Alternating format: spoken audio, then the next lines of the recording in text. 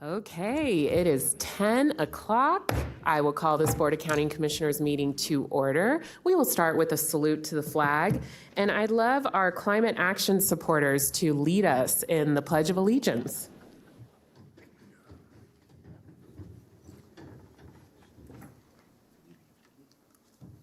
I pledge allegiance to the flag of the United States of America and to the republic for which it stands, one nation, under God, indivisible, with liberty and justice for all.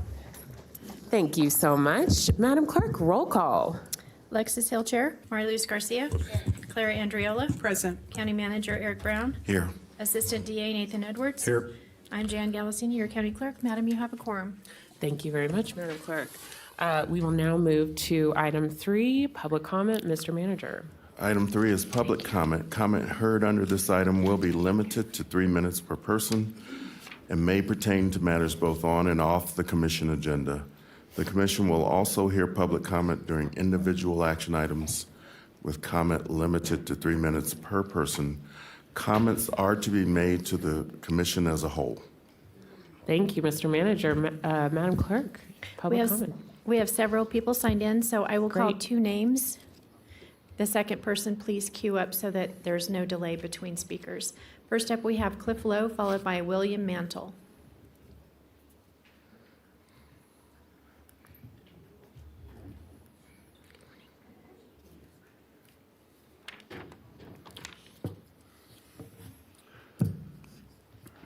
Good morning, Commissioners. For the record, Cliff Lowe.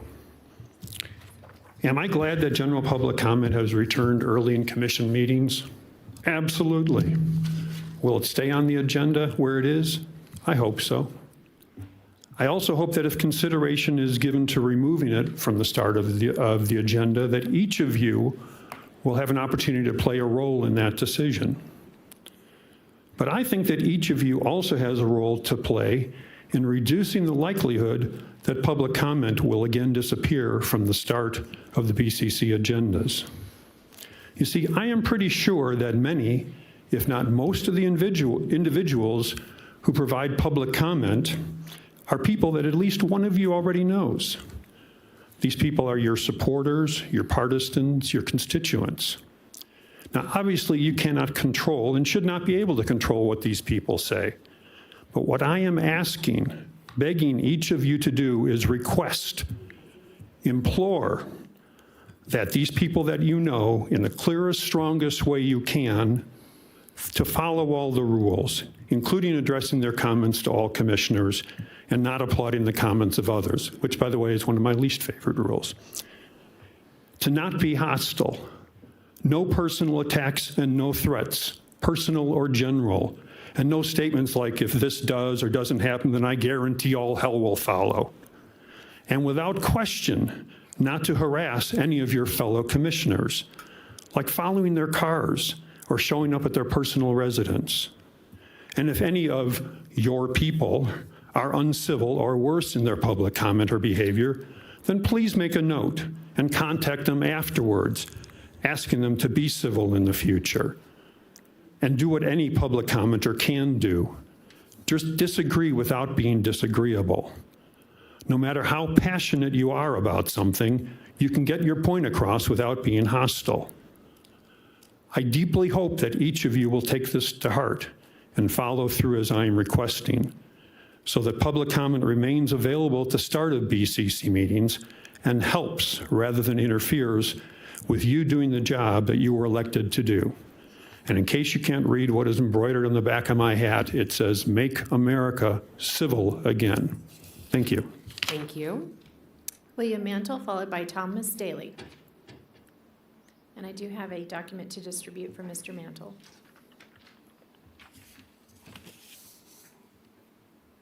Do you want to zoom in on that a little bit better? Do you want me to recenter that? That helps.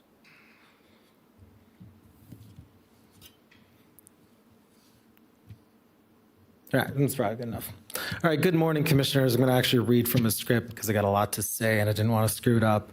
So my name is William Mantle, for the record. Last Thursday, I sent you all an email with a report that totaled 180 pages that I authored regarding the Korn Ferry study and implementation. I provided an electronic copy to the clerk for documentation. To illustrate the main point of the report, I provided you with a game. The rules are simple. I want you to guess how many continuous years of service each of these anonymous but very real employees of yours have. Both of these groups are in the same pay grade, just so you know. So while you consider your answers, I want to urge you to please read the report if you haven't already done so. Understanding the Korn Ferry implementation is particularly difficult because it began in December 22. I provided extensive evidence detailing the process and the basis for my concerns, which are: 1, the Commission voted on 12/13/22 to approve the County Manager's Office portion of the study with a fiscal impact of about $129,000. But those salaries weren't finalized until April 28, 23, and the final fiscal impact was ultimately closer to $580,000. Did I miss a second vote? Some of you had voiced concerns with the county manager's increase beginning January 2nd, 23, while everyone else would begin August 14th. You'd requested that the budget mock-up cost of retroacting the rest of your employees' wages to match the county manager's office occur. But where are those figures? The communication facilitated by Human Resources was deficient and didn't exemplify the effective communication principles that the county holds itself to. Too often, a nuanced question would be answered with, "Please see our previous emails." The communication style left people in the dark and confused as to if or how they were going to be affected by Korn Ferry. It is my belief that the way the Korn Ferry study has been implemented violates County Code 5.095 that requires uniform salary and wage rates and classifications for an effective and efficient personnel system. It may also abridge some of your bargaining contracts. Your employees with 1 to 3 years of service are making nearly the same amount as employees who were just hired looking for the toilet. Some employees may have to wait 20 and a half months to see a change to their salary, while others may have benefited since January of 23. Attorneys in my office are paid similarly, regardless of dedication and seniority. A 24-year attorney to the county is paid the same as an 8-year, and neither are at their top end. If Korn Ferry evaluated the market rate of positions, in what market would this be a reality? I hope you will put Korn Ferry on a future agenda. I think it does bear consideration, and I believe there is rampant equity issues still within the county across every classification. And I know within my bargaining unit, the Washoe County Employees Association, that now we have a lot of our members who are paid very differently than each other when it used to just be 5% per year, and it's no longer that. And Thank your you. answers are that. Thank you. Thomas Daly, followed by Terry Brooks. Good morning, Commissioners, and thank you. For the record, Thomas Daly from the Estates at Mount Rose. I would ask that my comments be entered into today's meeting record. As I am unable to stay for the entire meeting, thank you for the opportunity to comment at the beginning of this meeting. Agenda item 13 today is the continuation of an interlocal agreement between the Washoe County Sheriff's Office and the City of Reno for forensic services, an agreement retroactive to July 1 and expiring next June 30. Commissioner Herman and your predecessors canceled a similar agreement in 2020, as your county auditor reported a disproportionate financial windfall for Reno, some $560,000 a year for 7 years. A March 2020 consultant report by the Municipal Resources Group confirmed your auditor's findings. 2 subsequent 1-year agreements were approved under consent agendas without any staff presentation, thus no commissioners' discussions or questions for the sheriff. Neither of those agreements have been subject of an audit.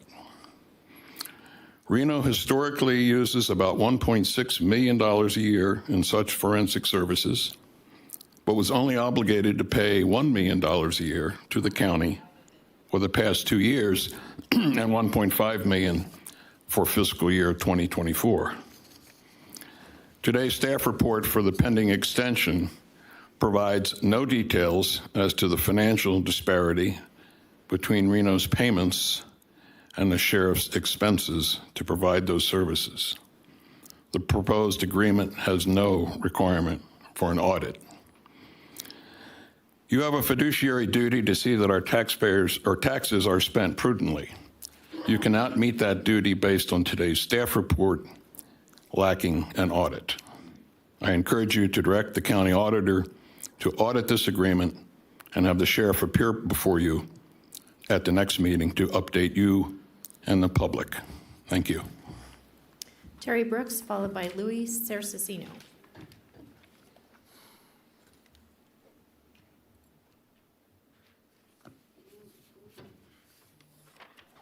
Good morning, I'm Terry Brooks. Last time I was here, I talked about education and homelessness. Today, I'd like to talk about employment and homelessness. It could be that losing one's job is what led to them being homeless. But then, what are the odds of getting another job when you are still homeless? When you are homeless and don't have an address, the chances of getting a job now are even less. If you don't have bathing facilities or sources of hygiene, what'll you do? If you have applied for a job and then get an interview. If you will be judged by how you do appear and you're not properly dressed, what's your chance of a new career? Or if you lack transportation to make it to your interview where you would like to get a job, then what will you do? When you are homeless, it's hard to receive an education, which makes it even harder to find an occupation. And when you're unemployed, you can't pay tuition, which makes it almost impossible to receive an education. Each problem seems to lead to another. So when you're in a homeless situation, it will probably lead to you finding yourself in a hopeless situation. But Reno Works is a program of which I was so glad to hear. It has been doing so much good for homeless people here. The program Reno Works, in its first 4-year duration, helped about 80 people who had gone through a graduation. These people who graduated not only got jobs that pay, but they have also found homes in which to stay. At least there are some good things that I have come to know, but I am still afraid that these problems will continue to grow and grow. Again, I'd like to thank you all for listening to me today. And as I review this series of homeless problems, I'm sure I'll find more to say. Thank you, Mr. Brooks. Thank you. Beautiful. Louis Sersarino, followed by Rick Snow. Louis?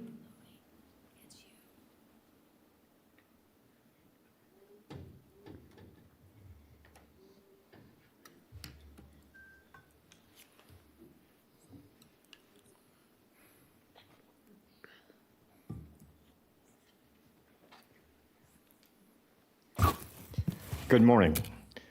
I'm Louis Sersasimo, and I reside in Congressional and Commission District 2. My question to the county commissioners today is, do we know how many illegal aliens are residing in Washoe Hill County? If so, do we know how many? Third question, are we, the taxpayers of Washoe Hill County, supporting their subsistence in any way, directly or indirectly?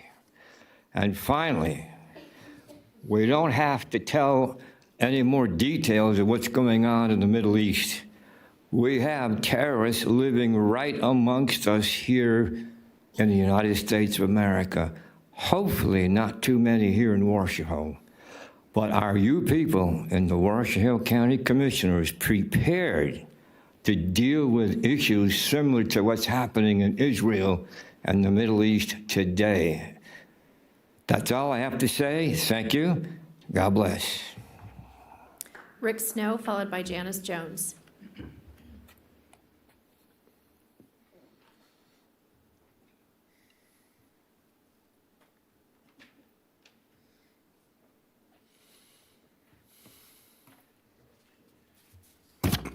Rick Snow, Washoe County residents. We have before the county commission some building going on in the North Valleys. the roads that are in our area, which is subdivision, Valley Subdivision 1 and 2, are in very poor condition.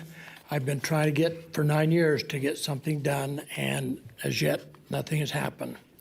If they send these loaded cement trucks back there to make these houses, those trucks are going to weigh 60,000 pounds. That's going to deteriorate these roads. They need to put a sign on Patrician and Fleetwood Drive restricting so they can't bring construction equipment through the area.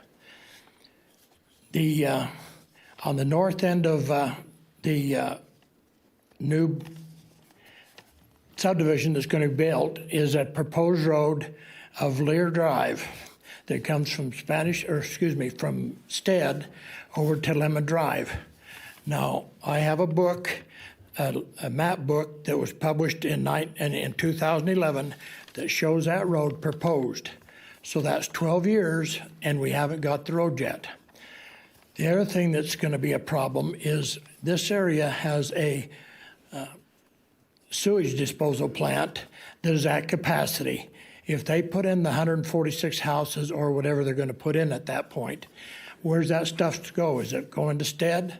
If it is, then they need to make arrangements for Little Boulevard to be there so that these trucks and equipment can come in instead of going across the roads that will not handle their weight.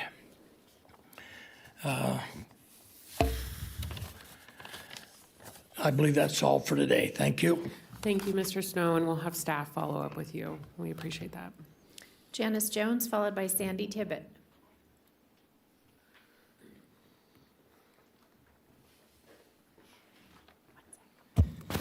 Good morning, Janice Jones. I'd like my comments in public record, please. I want to share with you a story that happened to me on September 28th in my Thursday afternoon dance class at the 9th Street Senior Center. 15 minutes left remaining in the class.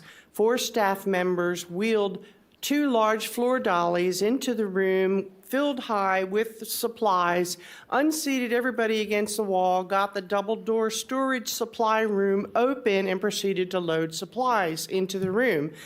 Very loud, instructions, laughing, the women were squealing, and my instructor, we just stopped, because if you don't know where to put your feet, you don't move. We just stopped. Nobody could hear the instructor. She yelled to them. I was at the end of the line. I went over and pretty much said the same thing loudly, and then one lady mocked me. I replied. The other lady told me to go away. Of course, I told her to shut up. I went back to my line. It just went back and forth. I responded to everything she said to me. So the class had the last word when they told her, as they all left the room, that she was rude, not us. So you'd think it was over. It wasn't. In comes contracted security, right straight to me, and told me I had to leave. And if I didn't, they were going to bring in Washoe deputies to forcibly remove me. Well, as appealing as that may sound, at my age and with all my joint replacements, I wasn't looking forward to that and hoped I'd finish my dance and get out of there before that happened. But anyway, I do want to say that a lot of good people have come forward, and they are working with the instructors to help that class relocate to a safer, because there's been many theft of food and purses in that building, safer and maybe even larger site. So I'm getting updated on that.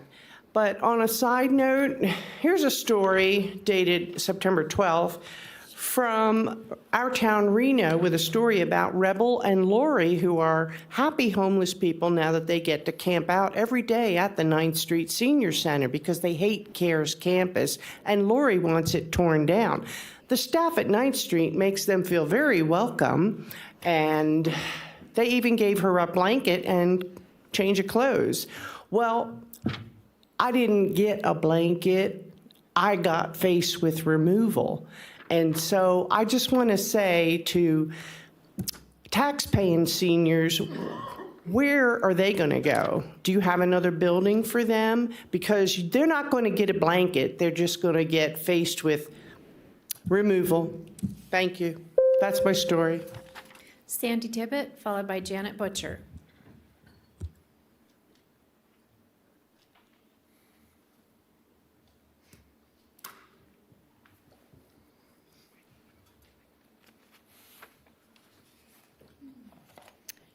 Okay. And I do have documents to distribute to the board.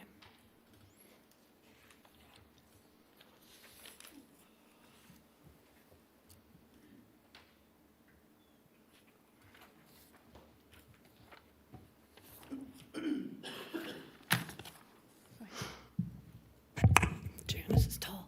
Okay, Sandy Tibbet for the record. Washoe County School District, a district on the rise. On the rise from what? The very title of the presentation concedes our schools are dumpster fires and in dire need of saving from the chaos. A chaos manufactured over the past 3+ years by the same system that wants to ride in on their equity horse and save it with a shiny $10 million contract with an equity-pushing consulting firm called Performance Fact, which promotes equal outcomes for every student without exception. The CEO is quoted saying, "To have true equity, you have to be purposefully unequal when it comes to access." So I provided you with the first page from a $455,000 contract between Fairfax County Public School District of Virginia and Performance Fact. I've also provided you with a copy of Fairfax's 2023-2030 strategic plan, or equity push plan. Please, during Enfield's presentation, take note of the similarities between the two equity pushing plans and ask why the huge price tag for Washoe County's plan. They think they are clever by changing some of the language in the pillars and morphing some of the goals into other goals, but it's the same garbage, and anyone with any amount of critical thinking skills can see it. Also included in your handout is Washoe County's approved budget for each goal outlined in their equity pushing plan. Earlier this year, Virginia's Attorney General opened a civil rights investigation due to multiple Fairfax County schools practicing the concept to have true equity, you have to be purposely unequal when it comes to access. Principals were found to have withheld National Merit Awards from students who earned them. That's equity at its finest. Performance Fact has many clients listed on their website. One of them is Highline Public Schools.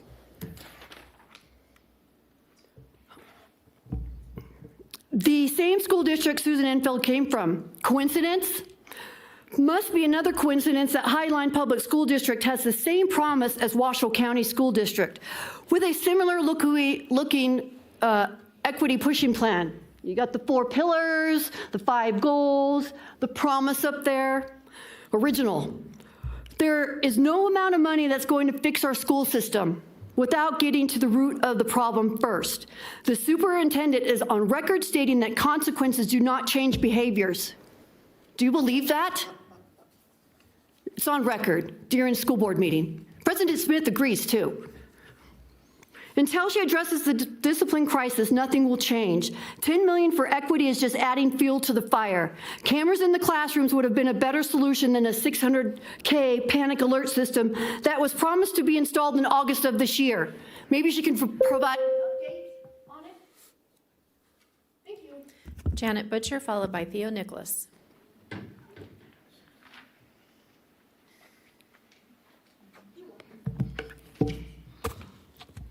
Janet Butcher, for the record, I think I'm getting shorter. Please enter my comments into the minutes verbatim per NRS code.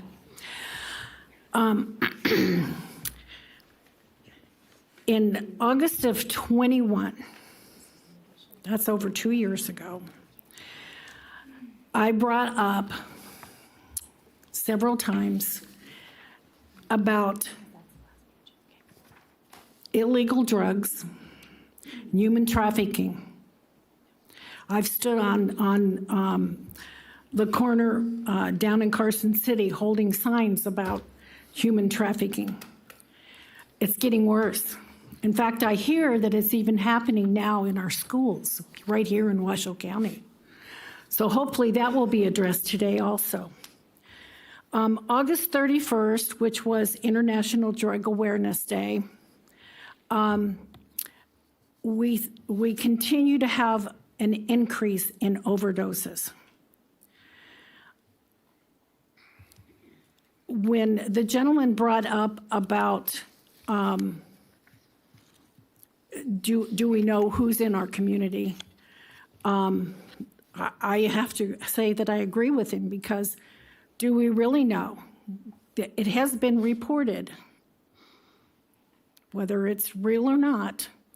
I believe it is real, based upon what I've seen, that we have a lot of people here. We don't know who they are, where they came from, or what their intentions are. And what happened in Israel this last weekend, hopefully we don't get faced with it here. I do want to end, oh my gosh, I've got lots of time, but I do want to end. I do have to say, I will give credit where credit is due. I am very grateful that the public comment was returned to the beginning of the meeting. I will keep a hold of my petition, though, where I was gathering names within the community. But thank you. Theo Nicholas, followed by Debbie Sock.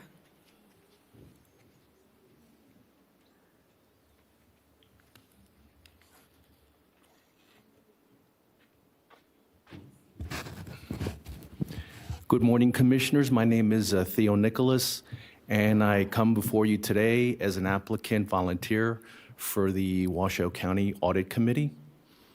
I have 5 years of experience working in 2 different states for the Department of Revenue, the state of Pennsylvania, and the state of Maryland. Here in Nevada, I've worked as an auditor for the Internal Revenue Service, and currently I work as an inspector for Tesla. So I've applied my skill set to 2 different industries, one accounting, the other manufacturing. Why vote for me? Well, because I have the audit techniques that the Internal Revenue Service uses for fact-finding are unique to the IRS, and I would be able to incorporate some of that into my work as a volunteer with the Audit Committee. So I think I could add value to the committee in that way. So I'm asking for your vote. That's all I have. Thank you, Mr. Nicholas. Debbie Sock, followed by Scott Finley.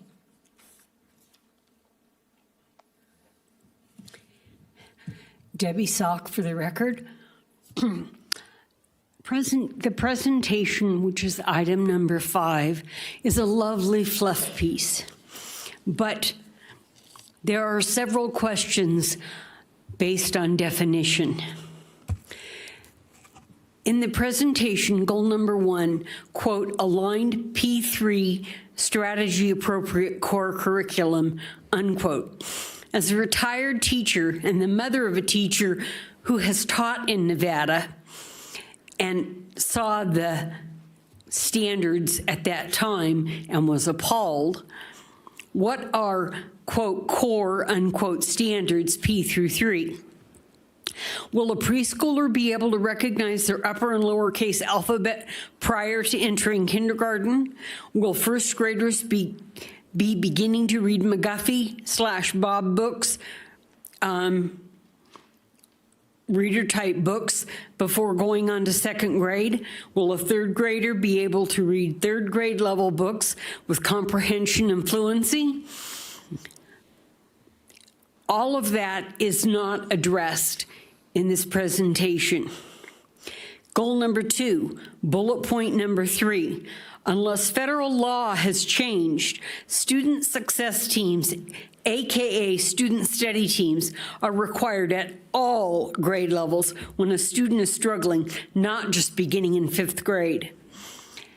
How do you intend to address second language learners, the majority of whom have a 3,000 word vocabulary in their native language compared to a 12,000 word vocabulary for native English speakers upon entering kindergarten. What kind of remediation are we looking at? Are we looking at intersessions where some students go to school when others are off, summer school, after school tutoring? All of these things need to be addressed as how they're going to accomplish these supposed goals. Thank you very much. Scott Finley, followed by John Eppolito.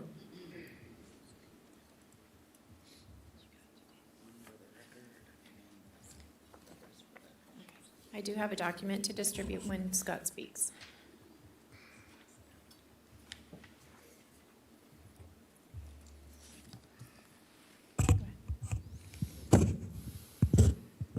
Please enter my comment in this document into the record per NRS 241. My name is Scott Finley. I am a resident of Washoe County and have a military background in the financial management and comptroller career field of the United States Air Force. No private property shall be taken for public use without just compensation. The Board of County Commissioners should adopt an eminent domain ordinance that provides an enhanced definition and method that provides a higher standard when it comes to just compensation and fair market value.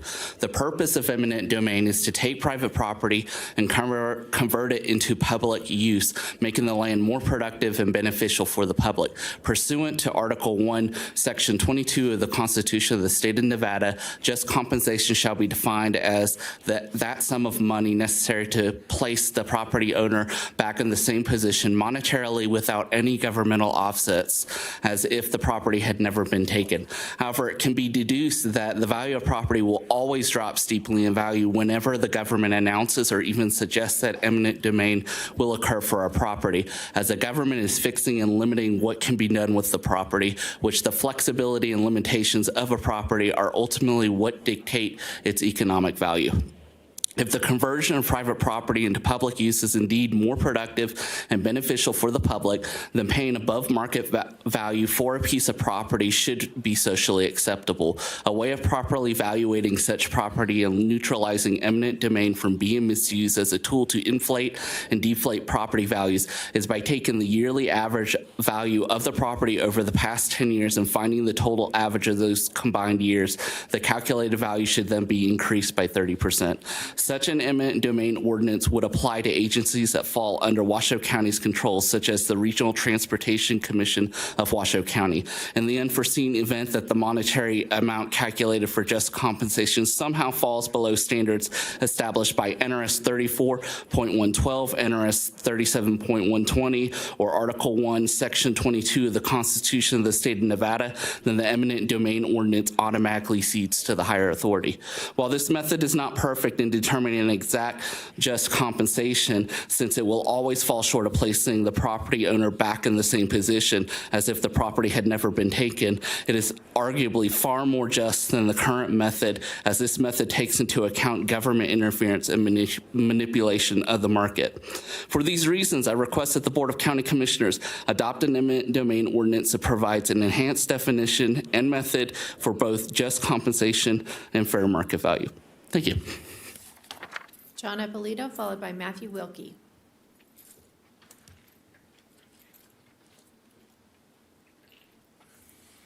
Good morning. My name is John Eppolito. I'm a former K-12 teacher. I've had 4 kids go through Washoe County School District. Currently, I'm affiliated with Protect Nevada Children. You can find 1,500 of us on Facebook at Protect Nevada Children. I'd like to agree with the first speaker. I think his name was Mr. Lowe, who said everybody has to be civil in these public comments. Second, I appreciate some of what Ms. Tibbett said and what Ms. Salk said about the school district. Thank you for your comments. 3, I'd like to thank this commission for bringing back the initial public comments. I know it's been a big rub down here, and thank you for bringing those back. Unfortunately, Washoe County School District still has not brought them back. They took them away long before you guys. It was before the current superintendent even arrived. I was at that meeting. 2 of the board members that are still on the board did not agree with that. Since then, we've got new board members. So hopefully that will come back at Washoe County School District. Because right now, we have to wait somewhere between 2 and 8 hours before we can make comments. And it's wrong, and everybody knows it, including the superintendent. A little different take, being an educator and seeing my kids go through the schools over, I guess, 7 years between when the oldest and the youngest graduated, which just happened last spring, were the youngest graduating. I believe a lot of the deterioration I've seen in Washoe County School District is because of the devices. These kids spend way too much time starting in kindergarten, forced in front of the screens. That will not be in this presentation today. I looked through it. And it's a shame because by now, almost everybody realizes screens are not a good way to learn. Today, the school district will spend $3.3 million for more computers. They'll spend a couple $100,000 for software. We've been asking for a long time, how much does the district spend just on software? One package was $6.5 million just for one. So we think it's over $10 million on software per year. But they won't answer the question. And I think that's a big part of the problem. I was a math teacher. I also taught science. I taught elementary school for 1 year. But you know what? Putting kids in front of screens all day. In some schools, if parents don't like it, they have to leave the school. And that's been the answer from the school district. If you don't like it, take your kid out. And when the elementary school kids start using their devices to watch pornography, eventually the school district corrects that, but then other kids later on probably have figured it out.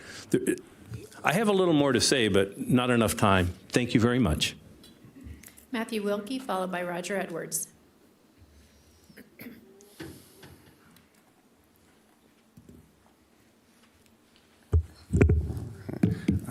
First time speaking here, a little nervous, bear with me. Good morning, Chair, members of the Commission. My name is Matthew Wilkie, for the record.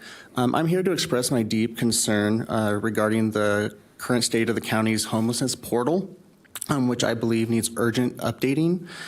It is disheartening to hear county officials boast about the availability and the progress being made during the last CHAB meeting, while the reality of experienced people being lived, the reality of experience by people living in homelessness paints a stark, different picture. Just last week, a friend of mine who is currently houseless reached out to me to order him some food, which of course I did, despite being employed at the 2nd Street Walmart and living at the CARES campus. He informed me that he would be sleeping on the streets that night as there was no availability. To verify this claim, I sent a screenshot to him of the county's portal, which indicated there were supposedly 8 beds available. He told me that this number is not accurate, that those numbers are put up in the morning when people like him go to work. So it creates a false number that there is ample space. So when he finishes his shift and attempts to secure a bed, he finds that the shelter is full since they don't hold beds. This misleading practice gives the impression that the county is managing the crisis successfully and has spare capacity, but this is simply not the truth. My friend is currently being forced to sleep in various casinos, using bathrooms to get ready for work.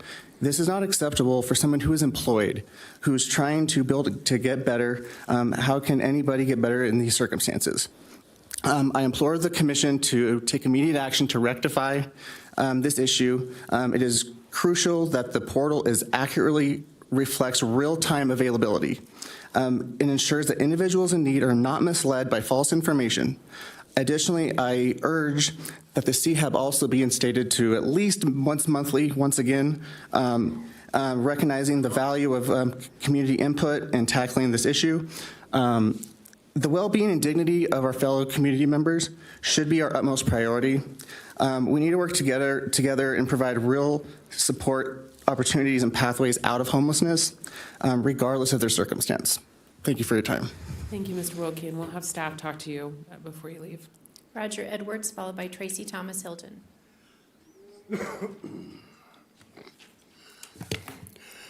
Good morning, Madam Chair and Commissioners. Please enter my comments into the permanent record. Roger Edwards, 50-year resident of Washoe County. I hope you appreciate my current badge that I'm wearing. It says not registered and not paid. They're not paid, I'm sure you understand, but I couldn't register either because apparently they didn't recognize the citizenry as a lobbying group or whatever, group to lobby for, which I found very strange. Anyway, I hope you appreciate it, and I can get the rest of my group to wear one if you prefer. Anyway, we got several things coming up on the agenda, but I want to touch on a piece of history, if you'll allow me. As you well know, I've been up here for years and years and years complaining about the Golden Valley Recharge Program and charging for services they haven't rendered. I've been the clarion call for the fraud that is that program.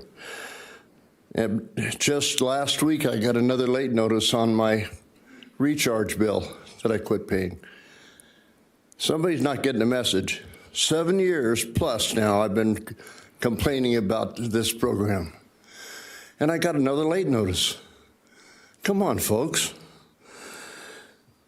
All right, the agenda, I certainly appreciate being earlier on the agenda because I'm a disabled vet, and staying here for hours and hours and hours is, let's just say, less than comfortable.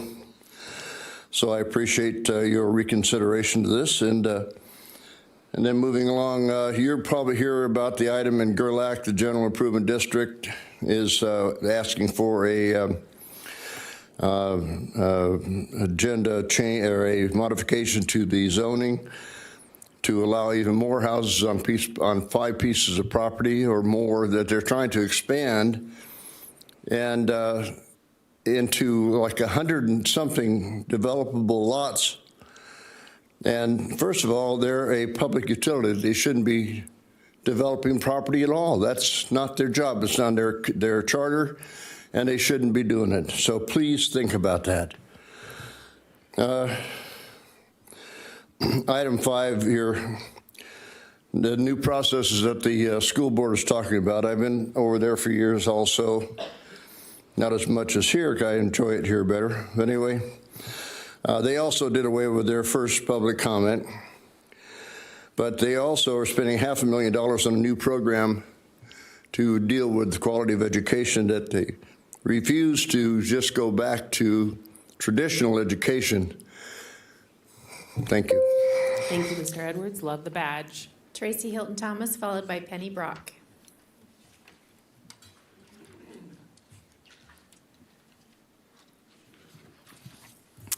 Good morning. Like the flags.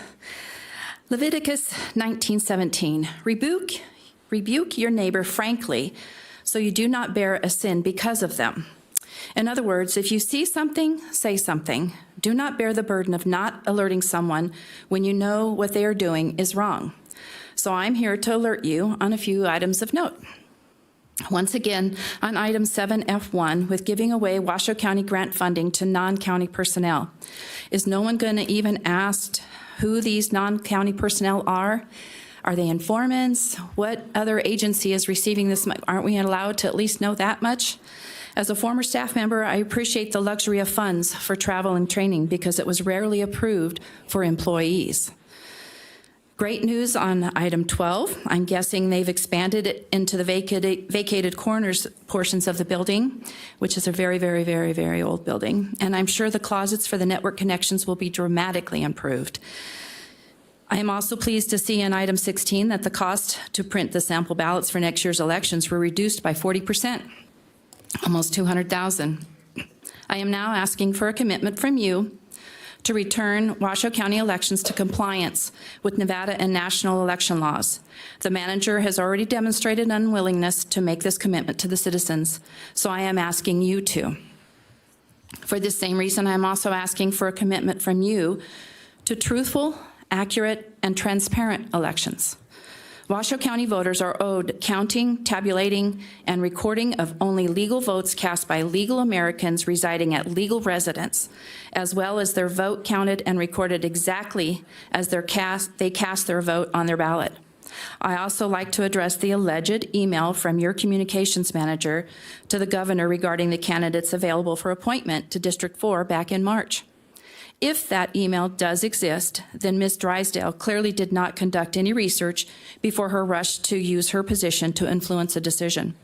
My intel, however, does indicate an audit of the county organizational structure would be beneficial in flattening it to reduce the top levels and increasing the bottom level. But I guess time will tell. Penny Brock, followed by Gary Schmidt. Penny Brock, for the record, please enter my comments in the record. Well, how did you like what you saw outside the fence this morning when you drove up? All the carts from the homeless invading the senior center. Why doesn't the county manager provide a place for them to put the carts? It might not be so scary for the public when we drive up.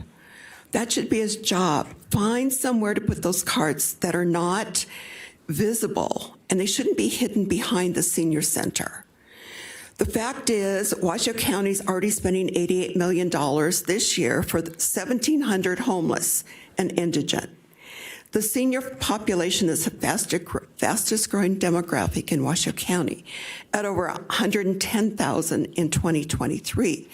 Yet only $10 million is in the budget for the seniors. 1,700 versus over 100,000? Something is wrong. Why are the seniors being neglected? Sparks is doing a much better job. They have the Sparks Senior Center, the Spanish Springs Senior Center. There's also facilities at Cold Springs, Sun Valley, Lazy 5 Regional Park, and Westbrook Community Center. I live in District 2 in Southeast Reno.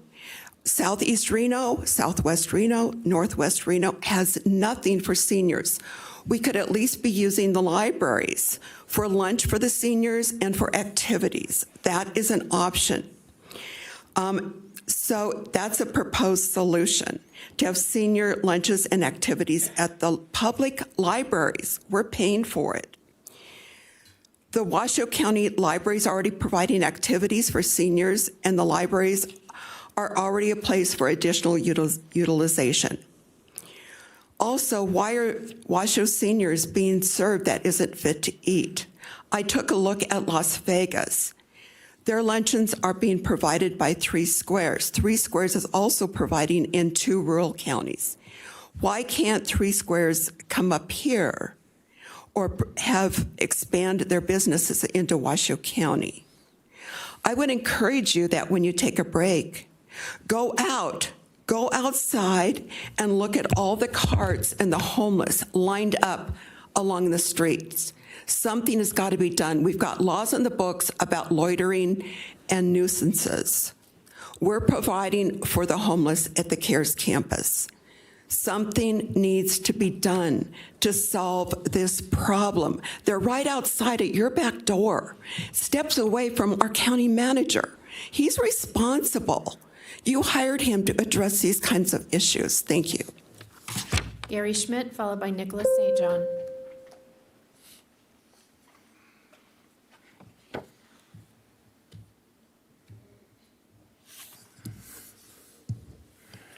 Good morning, Commissioners. I'd like the substance of my comments to be placed in the records in detail. First of all, I'd like to commend Scott Finley, who spoke earlier about eminent domain, having owned real estate in 4 different states for 50 years or better, 50 years here in Washoe County. I think you should pay close attention to what I had to say. I support, I just heard it first today, and they were very cogent comments. Let me say that I first started attending Washoe County Commission meetings in 1974. I first bought property in Washoe County in 1972. I have a degree in economics from San Jose State University, minors in computer sciences and real estate, year graduate work at the University of California in real estate. I own property in 4 states, residential, agricultural, and commercial. And I was going to speak about GERLAC, but I also lecture on the open meeting law and the public records law to professional organizations. And I'd like to commend you for adding back in the early public comments.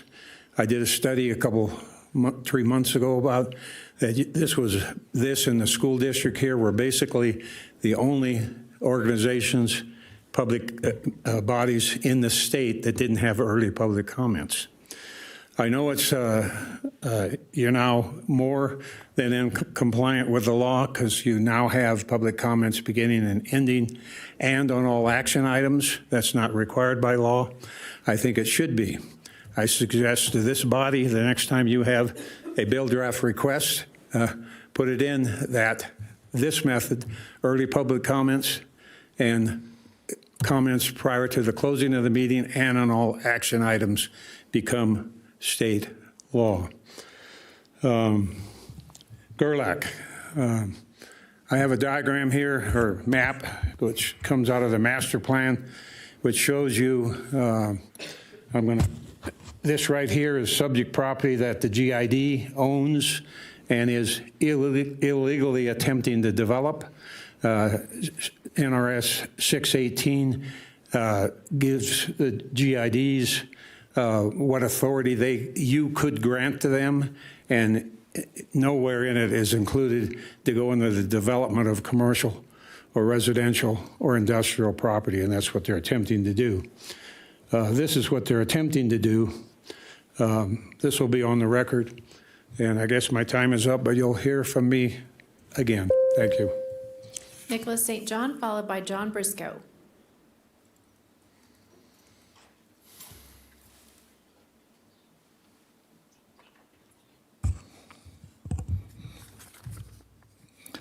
Good morning. For the record, Nicholas St. John, a natural-born man. You guys have seen me here a lot, and it's primarily because since December of 2020, I've been coming in here with a concern that our freedoms have been eroded and step by step have been taken away. One of those freedoms is coming into these chambers without being searched. The Constitutional Amendment 4 clearly indicates that there has to be probable cause. That has to be taken to a judge. A judge has to issue a warrant. There is no warrant for us to come in and out of these chambers. According to the Supreme Court ruling, where Ruth Bader Ginsburg wrote the majority opinion, she indicated that there could not be a violation of the Fourth Amendment or our Nevada Article 1, Section 18 amendment with what's called general suspicion. It has to be individualized suspicion. And to force us to go through a metal detector and to be searched, wanted, empty our pockets if we don't go through the metal detector is unconstitutional.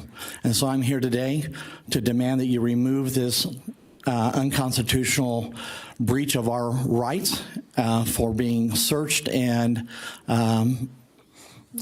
just as a violation of our rights. In looking at this, I can bring you more information. My name and number has been on a number of these documents that we put in, and yet nobody in 2.5 years has ever reached out and attempted to have a discussion or redress any of these grievances. Again, as I bring this up, we will be creating a list of other freedoms that we are afraid that are going to be taken from us. I have talked about a Second Amendment sanctuary county. We have asked for a resolution banning vaccine passports and health identification documents, which is a violation of our rights as well. So you'll be hearing more from me. I would also talk about briefly the applause.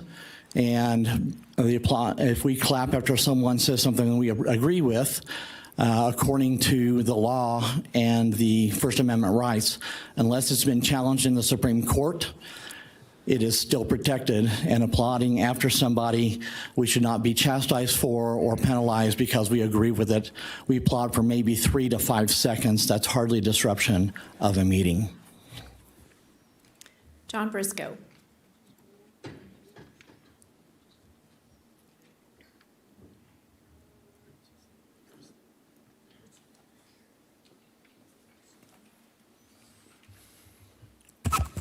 Good morning. I'm John Briscoe. I'm an applicant for the County Audit Board, and I just wanted to come up here and introduce myself.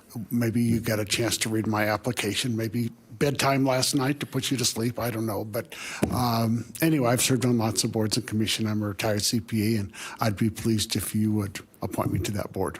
Thank you. Thank you. There's nobody else signed in. Okay, thank you very much, Madam Clerk. We'll take a break till 11 o'clock, and then we'll restart the meeting.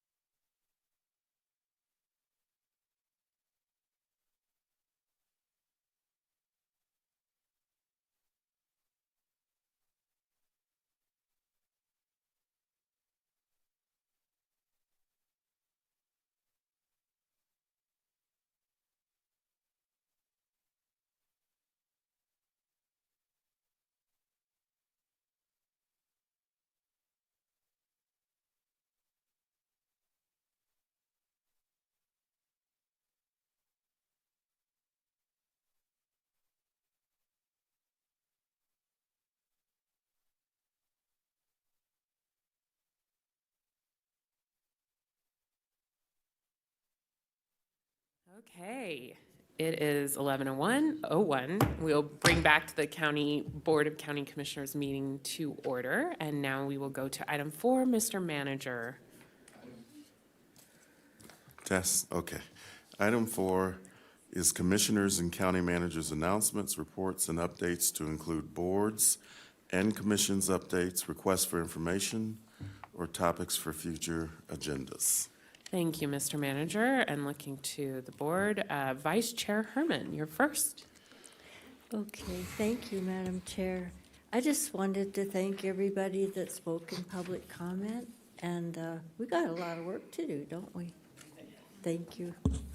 Thank you, Vice Chair Herman. Any other board members have comments?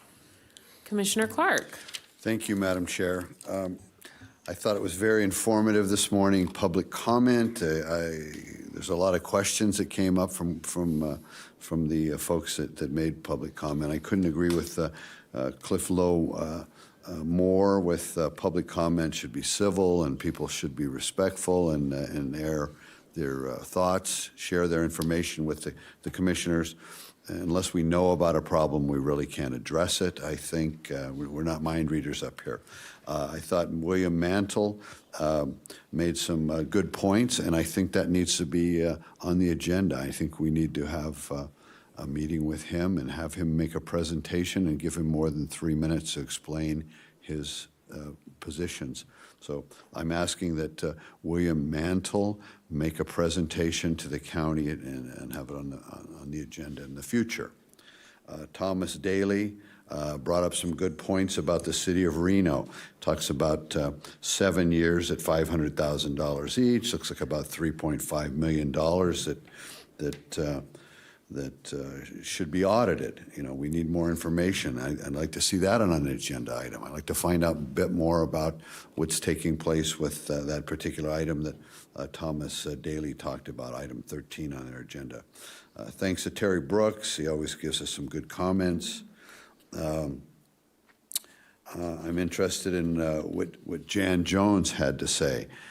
You know, when somebody's at a dance class, a senior dance class, they shouldn't be looked at as somebody that has to have the sheriff come in and boot them out because they've had some words with the county staffer.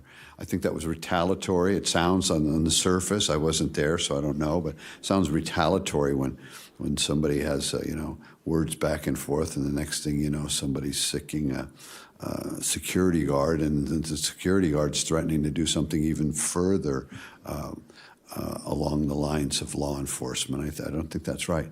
Moving the dance class away, I think just rewards bad behavior. Why should the seniors have to move somewhere else when they're used to being here? So as far as shopping carts, other people have brought it up, as far as theft, as far as quality of food, as far as the number of seniors in the county, I'm personally been on the soapbox about this, and I'm not going to stop. We need to do a better job with our seniors. It's as simple as that.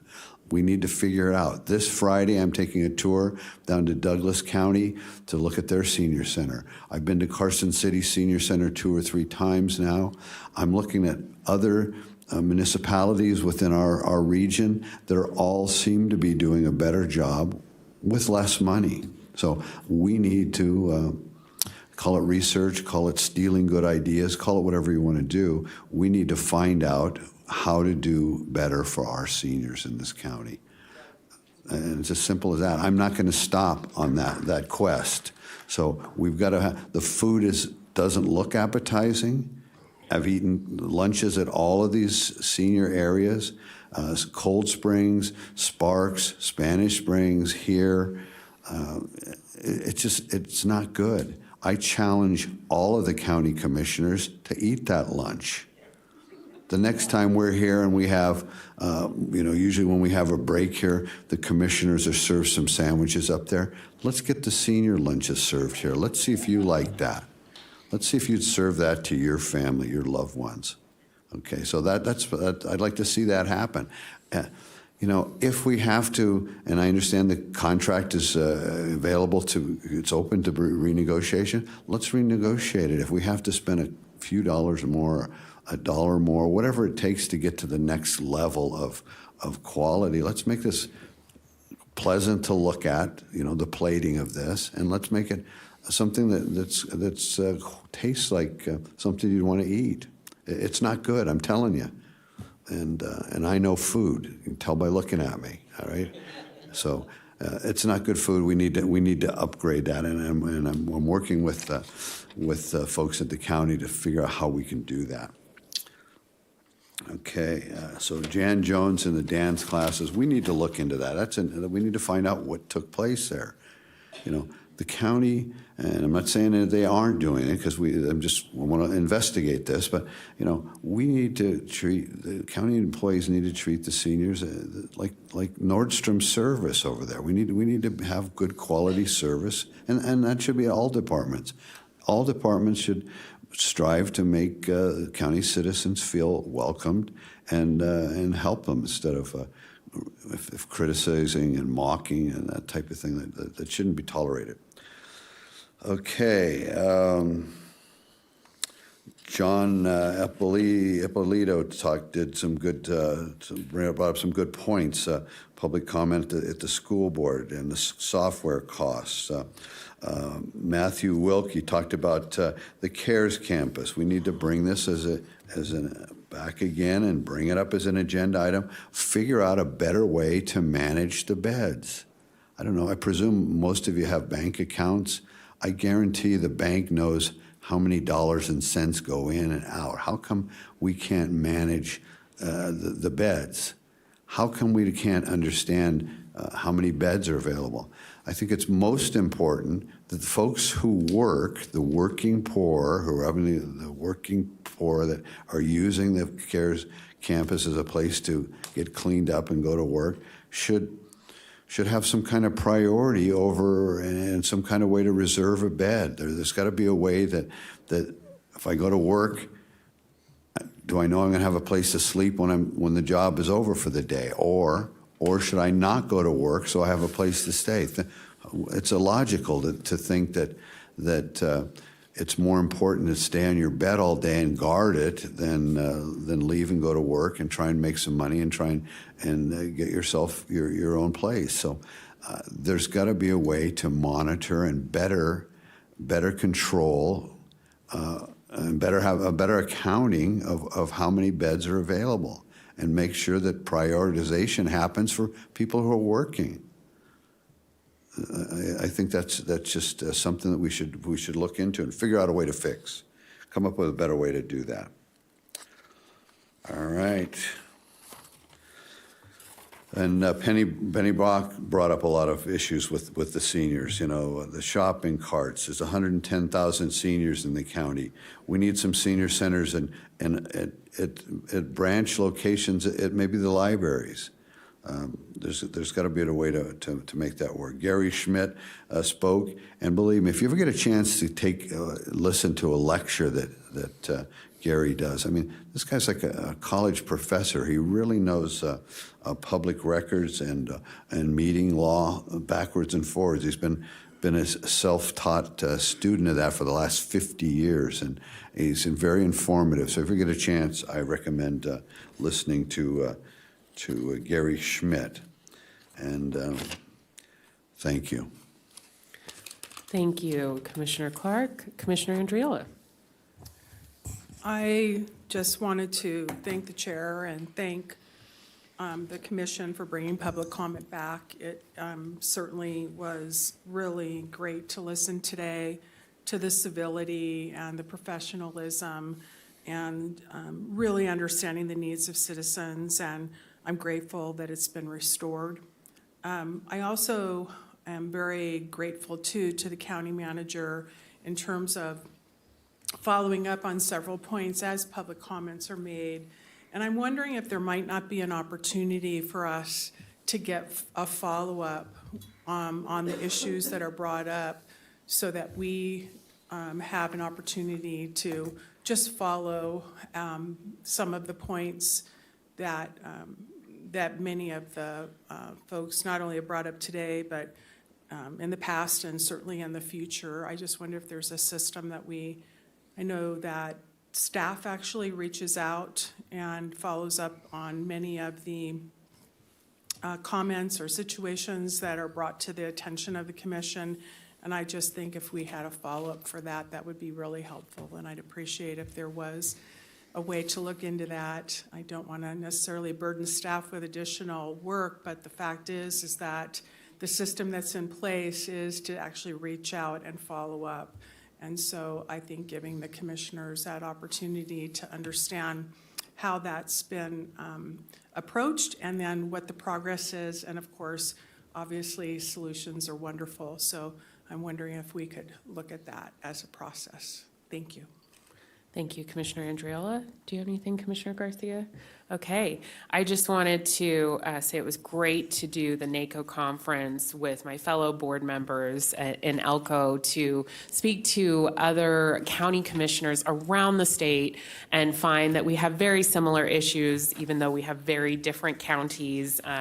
And it was a great opportunity to learn and network, and I look forward to future NACO opportunities. I also want to note that we will have virtual public comment in Gerlach and Incline Village for the beginning of the meeting, as we have allowed that for the public.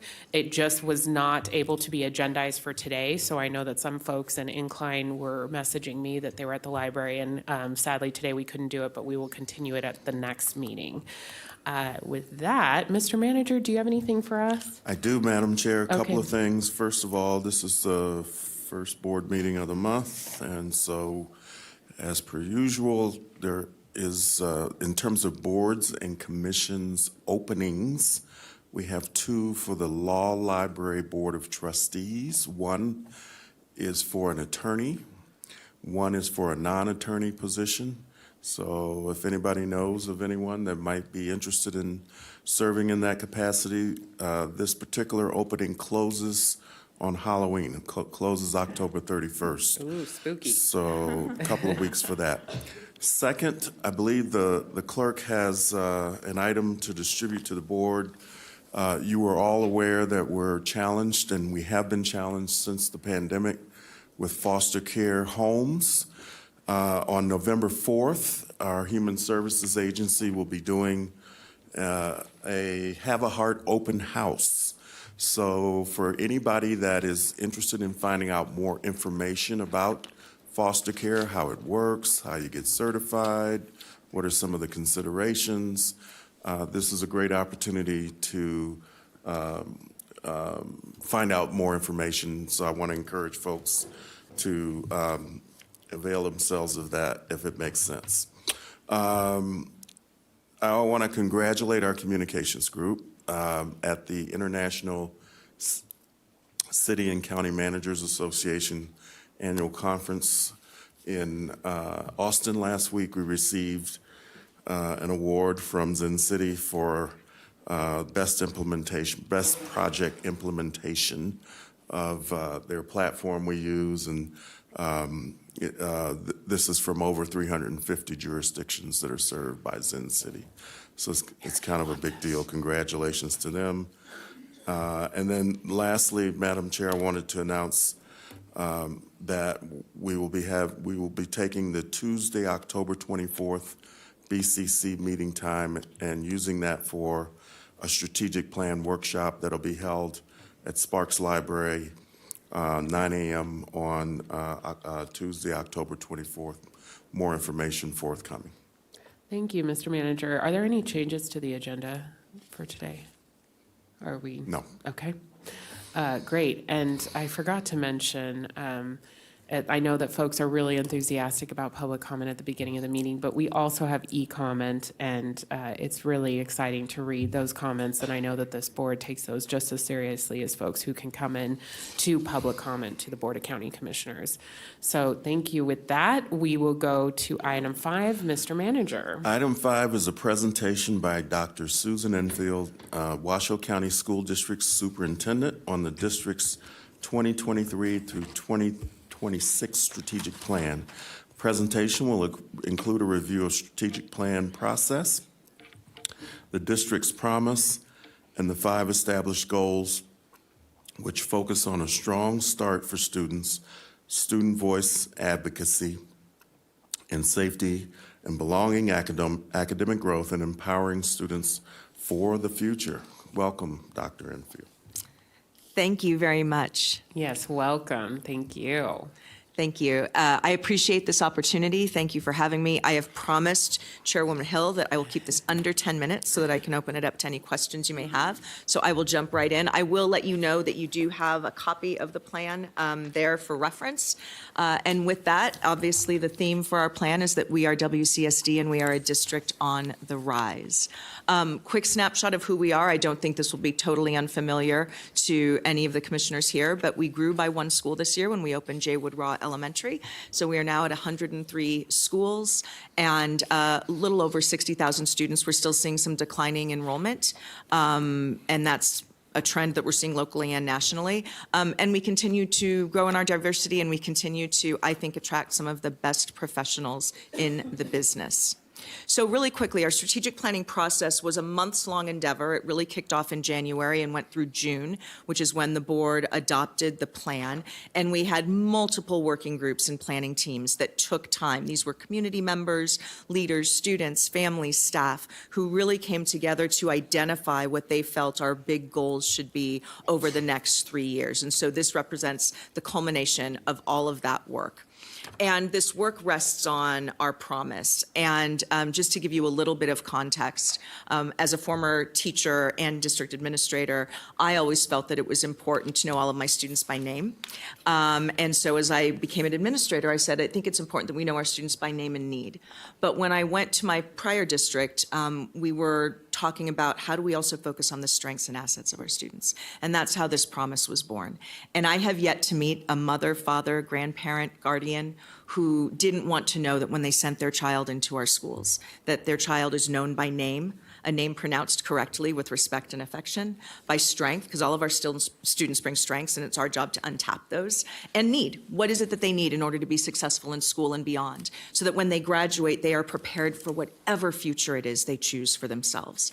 That's the promise that we will work to deliver on in this district, and we will only do it in partnerships with our families and our community, and that's why I'm so grateful to be here with you today.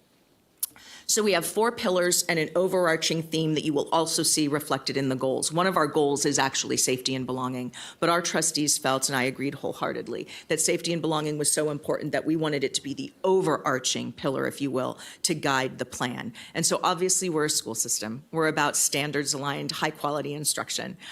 We also know, though, that partnerships with our families and our community is essential for the success of our students. We are committed to elevating our educators, and the groups that came up with this plan were very intentional in saying educators and not staff, because we believe that whatever your role in the organization, as someone who's working with children and young people, you're an educator. Our bus drivers are teaching our students how to be safe on a bus. Our nutrition services workers are teaching our students how to make healthy choices. So we're all educators. And finally, we're committed to creating and sustaining a culture of excellence and accountability. And so we have 5 goals, and I'm going to go through them really quickly with you right now. And I'm a big believer in not reading slides, so I'm not going to read these to you. But our first goal is around a strong start for every child. And you will see that with each of these goals, we've established excellence targets. And so our excellence target for this goal is that at least 15 out of 20 of our students, that's 75%, will be proficient in English language arts and math by grade 3. As I said, this is a 3-year plan. And so we're going to be building on this over time. We're making significant investments in our early learners and also partnering with the Children's Cabinet and others to get a sense of what the need is around childcare and pre-K access in our community and see how we can increase those options for our families, because we know that the need is there. But I'm just a firm believer that giving our students a strong start highly increases the chances that they'll be successful in our schools and beyond. Goal number 2, and this is something that I think has been a hallmark of the Washoe County School District for a long time, and that is student voice and advocacy. We want to make sure that all of our students have opportunities to explore their interests both in the classroom obviously with their studies, but also how are they connected to their school? I know as a former high school journalism teacher that often it was working on the student newspaper or the yearbook that kept the kids connected to school. Sometimes it's athletics, sometimes it's band, sometimes it's drama. Whatever that is, we want to make sure that our students have a sense of what they feel excited about and maybe want to pursue after graduation. So how do we expand those options for our students and also help our students take ownership of their own learning? When in 5th grade, we can have them sort of create a success plan that builds on their strengths and that they carry through with them to graduation. Goal number 3, I referenced it earlier, is safety and belonging. We want every student in the Washoe County School District to say that they are known by name, strength, and need in their school. That is frankly the best amount of, or the best, the best way that we can prevent significant discipline issues and disruptions in our school. Students who are known, who are connected, are far less likely to be absent, far less likely to act out. And so we want to increase volunteer access in our schools. I've heard from people in the community that they really want to be involved in our schools, they don't know how, so we're going to make that process better. We're going to expand our parent-teacher home visit program, which is an amazing program that has been going on in the district for years, where teachers are actually trained to go into students' homes, meet with the families and the student. I actually do it quarterly as well, and it's a wonderful way to build authentic relationships with our families. And so our students understand that there's their home team and their school team working as one team for their success. And finally, we want to make sure that we're paying attention to the data that we gather from our students. When we do a formal annual climate survey of our students, they tell us what their challenges are and what they need from their school. But I can tell you that I also am in schools on a regular basis, and I meet with groups of students informally on a regular basis. And I always ask them, do you have at least one adult in this school that you trust, who knows you, and that you can go to for help if you see something that you feel needs to be reported? And if not all of them raise their hand, we have a conversation, right, with the principal and the staff. What can we do to make sure that every student is known? Because that safety and belonging piece is foundational to our students' academic growth and achievement, which of course is goal number 4. So we are a school system. We are all about making sure that our students are proficient in English, math, science, and of course the arts and everything else. And so we've set an excellence target of at least 15 out of 20 students in grades 4 through 8, or 75%, meeting or exceeding standards. We have made significant investments recently in high quality materials. Even our most gifted, dedicated teachers can only work with what they have, and they are deserving of having the highest quality materials possible to use in their classroom so that they can personalize instruction for our students. And we want to invest also in our teachers' own learning through professional learning communities, which is something that our staff has been engaged in for many, many years. And finally, goal number 5, and this is really what it's all about. We want our students to graduate prepared for whatever future they choose for themselves. And we want that diploma to be a ticket, a meaningful ticket to that future that they choose, and a signal to our community that that young person is ready for gainful employment and to be a contributing member of our society. So we have 2 excellence targets here. Yes, we want students to walk across the stage, but we want them to walk across the stage prepared. So we want to make sure that we're providing more access to rigorous coursework, whether that's through advanced placement or IB, or our dual credit programs that we have with TMCC and now the University of Nevada, Reno. I saw President Sandoval on the way out, and he and I are very excited about that partnership. But we also want students to be exposed to the wonderful career and technical education programs that we have, as well as continuing to build upon what we are very proud of, which is our JROTC program. So we want to make sure that at least 19 out of 20 of our students are exploring one of those options as a way to put them on a path to their future. And because we don't want to leave it to chance, we want our students to show us at the end of the year, before they leave us at graduation, what is your plan next year? Is it college? Is it career? Is it military? Is it a gap year? Is it an apprenticeship? We want to know. And so we're going to develop a system that will help us document that. And we are going to, I hope, increase internship opportunities so that our students can get a window into the world of work, and so that our community and our business and industry leaders can see how brilliant our students are and make sure that we are shaping the future workforce of this community. And finally, we have what we call our portrait of a Washoe County School District learner. Districts across the country, and actually the Nevada Department of Education are all developing portraits of a learner, portraits of a graduate. We want all of our students to say, I am physically and mentally healthy. I am an inspired innovator. I am a skilled collaborator. I am a resilient learner, and I am a global citizen. And so finally, I will say this because I got 38 seconds. We know we can't do it alone, and people often ask me, how can we get involved? And so, we have lots of meetings and opportunities for people to weigh in. Most recently on our facility modernization plan, as I said, we want to make volunteering in our schools easier while keeping safety first and foremost. And obviously, we're going to be looking for additional internship opportunities for our students in the months ahead. And with that, I will just say that I am incredibly proud to be living, leading, and serving in this community, and I appreciate the opportunity to share what we will be spending our time on over the next 3 years within the district. Wow, that was a great presentation, Dr. Enfield. Thank you time. so much. I look to the Board of County Commissioners to see if there's any questions or comments on the presentation. Yes, Commissioner Garcia. Thank you so much for being here, Dr. Enfield. When I started in the school district in 2007, we had a graduation rate of 55%. And I remember looking around at the students I was serving at that Title I school and knowing that 1 out of the 4 Latinos, males, was going to walk across the graduation stage because the rates were even far lower for students of color and those from special populations. So just think about where we've come from to where we are today. And for 16 years, working in Title I schools, first-gen students, you really see the daily struggles that our families are facing. Very rarely is it just about education. We're dealing with conversations that come in the door as a school counselor are centered on housing and childcare struggles, employment, healthcare, you name it. It's very rarely the conversations that we face as school counselors is about just education. So I really applaud you and your staff for keeping that in mind and taking that holistic approach, because the emphasis on the overarching, sense of belonging is so critical right now. And I know that in the news recently, this past month, we've had and seen a lot of coverage over teen suicide. And obviously, as a county, we're very much concerned and interested in knowing how we can best support the school district in these efforts. It's not just a school district issue, it's not just a parent issue, and it's not just a county issue. We all got to be working together on youth behavioral health. I think the purchase of West Hills, and again, I applaud Manager Brown for his leadership on that, is going to feel a real critical need for our region and improving the mental health infrastructure. But my question to you today, and I've heard you speak recently and heard the comments I hear, Dr. Enfield, every single time, and I've been through 6 superintendents, and we've seen a lot of struggles with the recession and the global pandemic, and I think Kristen McNeil and you particularly were faced with some real big challenges during the pandemic and post-pandemic. And so I just want to acknowledge your leadership, your accessibility, your focus on positive strengths, and really just lifting everybody up.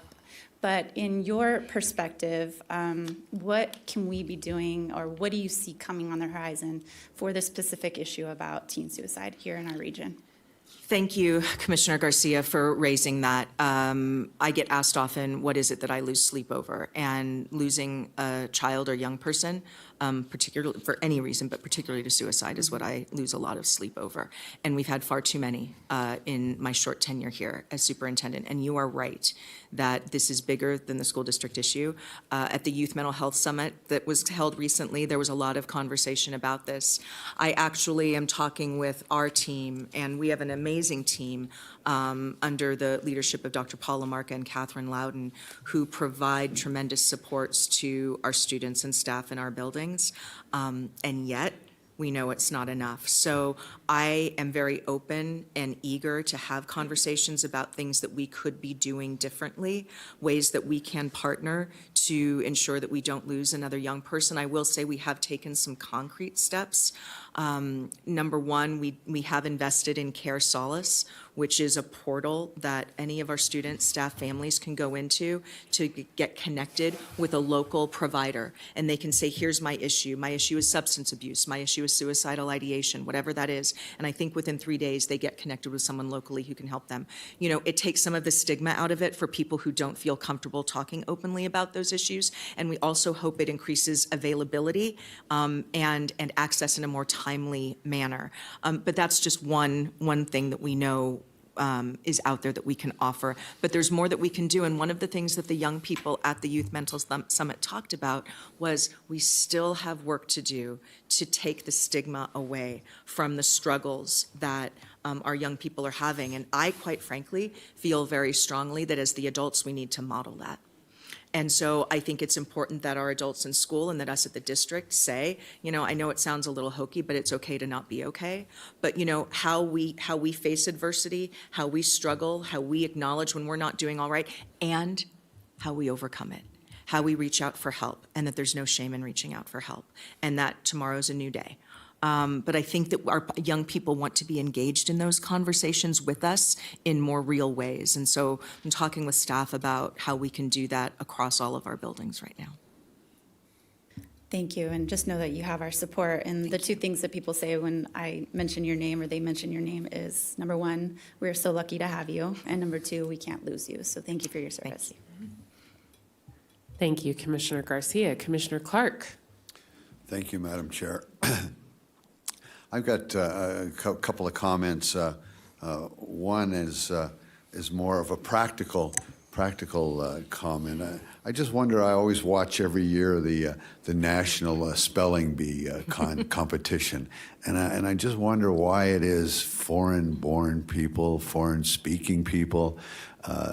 People coming from many cases third world countries seem to come here. English is a second language, and it appears in many cases, and they're able to. And I'm not a good speller at all, so I'm not trying to say that I am. I didn't learn those skills. So how are those practical skills taught? What can we learn that continually win first place in spelling bee competitions? Is there anything to be learned from how they train, and how can we convert that into teaching skills to help other students become better or even more proficient? Well, I can't speak to how people prepare to win spelling bees or what their secrets are to success, but what I can tell you is that a real focus on early learning is critical. We need to give our kids a solid foundation in especially reading and math. You may have followed recently that we're returning to what they're calling now the science of reading. You may have read a lot of articles on this. It's very much out there, but if you're not in the education space, you might not be aware. But making sure that we're giving our children a strong foundation in phonics. Let me try that again. Phonemic awareness and all of the components so that they are able to read, at an early age. We know now that the 5-year-old brain is a wondrous thing, and that we can engage our 5-year-olds in, I want to be clear, very fun, purposeful play. It's still time to play when you're 5, but they can also be taught to read and get those skills at an early age. So the earlier that we can equip our students with those foundational literacy and math skills, the better chance they have at success later on in school. Sure. A couple of follow-ups. I obviously, you can look at me, I'm a lot older than the students that you work with. The teachers still hit us when I was in school, so it was a whole different kind of a learning experience, but sometimes it was effective and sometimes it wasn't. But that being said, I'm concerned about student suicide as well. Probably the only person in the room is a licensed embalmer. I'm sitting up here as an undertaker, so I understand what that's like. I've talked to families. I know what that's like for folks. And so many times people don't realize that what could be something you want to die for today or kill yourself for, a day or two from now, it's like no big deal. It's just a little bit of time between thinking about it and doing that. And there's got to be ways to share that with students, that this is permanent when it happens. This isn't some TV show where you're back to life next week. It's over.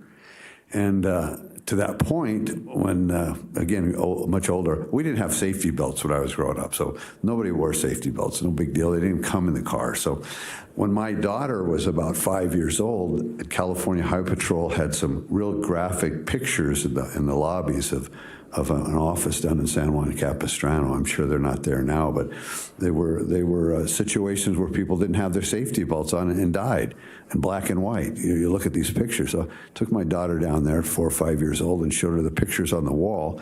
And from that point to this point, she's telling me to put my safety belts on. So, I mean, she learned from that experience. So is there any way to maybe have some field trips or something to the medical examiner's office with some students and let them see what really happens if somebody kills themselves? I would want to defer to some adolescent psychologists and mental health professionals on whether that would be advisable. Just throwing it out there. I'm not saying you have to do it. And I'm just giving you an answer. I don't know on its face that I could say that would be something that would be good to do for our students, but I hear you loud and clear that we somehow have to help our young people understand the permanence and the seriousness when they act, out of emotion on a particular day. I mean, this is more serious than a tattoo. You get a tattoo removed, but once you kill yourself, I mean, it's over, and the effect on the families and the effect on the rest of that family tree is devastating. Yeah. So that's something we really need to focus on. Thank you. I will just say on that, and I've said this, but I said it earlier and I'll say it again, we just have to make sure we have no invisible children. Mm-hmm. We can't allow any child to go through the school day not connected to an adult in some way, shape, or form. And that's not going to solve everything. I want to be clear. I'm not saying it's a simple panacea, but I can tell you right now that if a child knows they have someone that they can reach out to in that low moment, it may very well be a difference between life and death. Thank you. Commissioner Andriola. Thank you, Dr. Enfeld, for your presentation. I really liked the position of looking at both home and in school and working as a team approach. And, I think we always maybe take leaps that parents, for instance, are always well equipped to guide children. And unfortunately, a parent may be having their, indoctrination process in terms of their enculturation process as they're growing up that doesn't necessarily afford them with the tools and resources to provide their children with a framework that would be healthy. And that's, I guess a definition that could be examined. But I wonder, as you are looking at this team approach, how parents fit into that. And I wondered if you could speak to that a bit as well. I've had the experience of working with parents and working in, I don't know what the correct term nowadays, it's, high-risk schools. And really, one thing that I saw was parents do care about their children as a whole, in general, and they love their children, but they may not necessarily have that skill set and resource to actually be a good provider. And so I'm just really eager to hear how your team approach may be actually extending into the parental piece of helping them be better parents, I suppose. Thank you for the question, Commissioner Andriola, and I agree with you. I actually entered my 30th year in public education this year, so I'm not the only one who's older than many of the teachers. And in all my time as a high school teacher and as administrator, I have yet to meet a parent or family member who didn't want the best for their child. Mm-hmm. I've met plenty who didn't have the access, who didn't know how to navigate the system, who perhaps had had a bad experience themselves in school and so didn't feel all that safe coming into a school environment, even if it were to help their child, or were in crisis themselves, and so weren't, and to your point, equipped in that moment to provide whatever their child needed. So I will say a number of things. First of all, I have what I call my Family Action Committee, and so it's from families, parents across the district, across as many schools as possible, and I meet with them quarterly. But they identify what it is they want us to be working on as a system to help families be better connected and equipped to support their students at home. And so they're identifying the things that we're working on right now. And my team then works with them in between meetings. So at the end of the year, they have some real tangible work to show. And I want to be clear, it's called a Family Action Committee by design, not advisory. I don't want parents to just come in and advise. I want them to work with us to become a better system, a more family-friendly system. And I think that starts by listening and engaging with them in real work. So I have a special ed Family Action Committee and a Family Action Committee. So I have two, and I meet with them regularly. I will also say part of it too is about getting good information out to our families. So for example, what I'm having our team work on now is every school has to develop a school performance plan. That's state law. No family's going to read the student performance plan, the school performance plan. But I think every family wants to know how their kid's school is doing and what their goals are and what their focus is and how they can be involved. So we're actually working right now on creating one sheet, two-sided, family-friendly, family-facing student performance plans, so that a family can look and see, here's how my kid's school is doing. Oh, and here's how I can get involved. Right? And so I think it's things like that. How do we provide our families with more information to be informed advocates for their children? Because that's their job, is to be the advocate for their child. And I think that sort of information and engagement that's never a check the box, we're done. That's iterative work that we continue to try to get better at. And one of the ideas actually that I'm toying around with right now too, because I've asked my team, I've always got an idea. I find us sometimes making decisions in the district looking inward versus outward. And so one of the things I'm contemplating is going to members of my Family Action Committee and asking them to serve in a technical advisory capacity to weigh in on some of the policies and procedures and things that we're coming up with that we think are so great, but that might not actually work for our family members. So a lot of it is information, it's listening, it's true, authentic engagement and partnership. I will say though too, I'll give it another plug, the parent-teacher home visit program is amazing.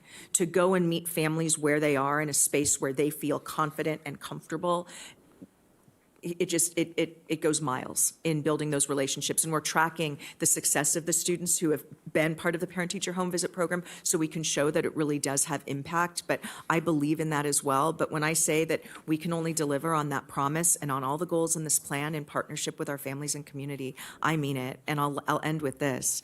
One of the things the pandemic did super quick for all of us, when we all had to go into distance learning and shut down, teachers realized really quickly how much they needed families, and families realized really quickly how much they needed teachers and staff.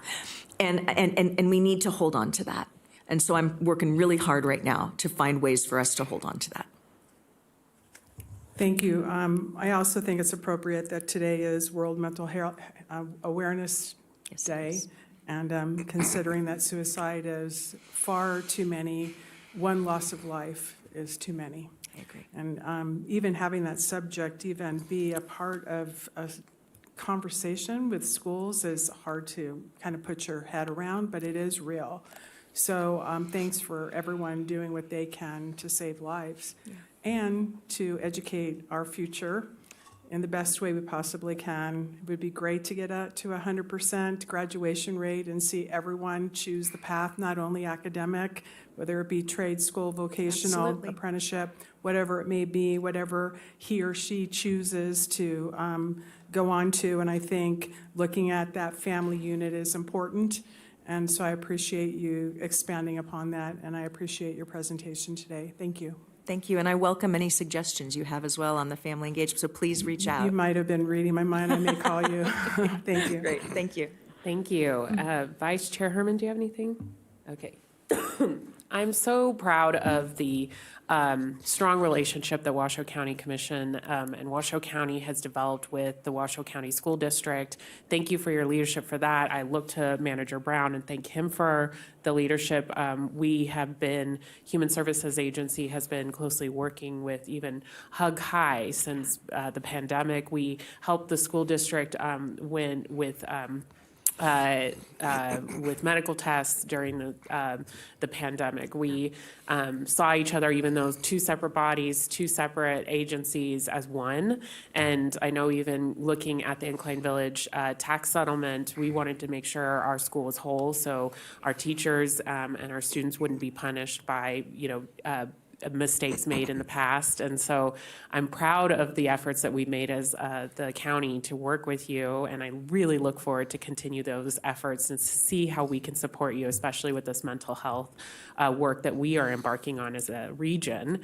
And before you leave, I just would like to take a quick break and have a photo with you to show this strong relationship. So we'll quickly do that and then we'll start the meeting again. Thank you, Chairwoman Hill. I appreciate it.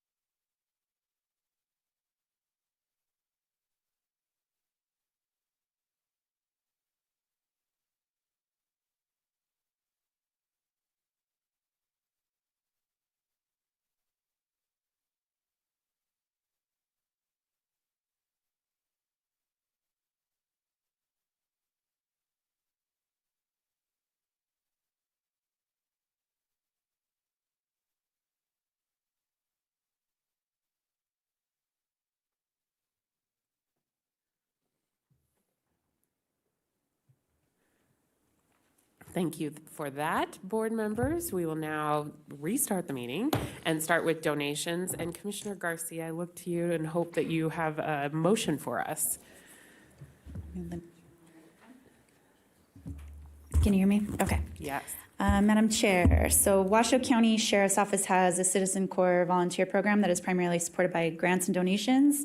I move to retroactively approve $2,000 from the Reno Air Racing Association and $2,241.70 from Hot August Nights Incorporated for the CCP. Thank you so much. I'm looking for a second.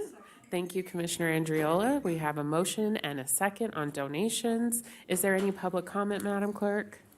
There is none. Okay. With that, all those in favor, please say aye. Aye. Any opposed, please say nay. Hearing none. Okay. Oh, and you got it on your screen there.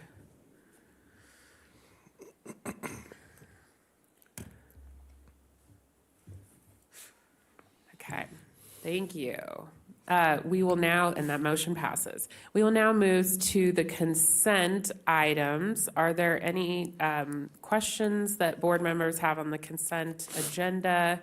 And if not, I am looking for a motion. So move. Thank you, Commissioner Garcia. Thank you, Commissioner Andriola. And Madam Clerk, do we have any public comment on consent? We do. Okay. We have Debbie Salk.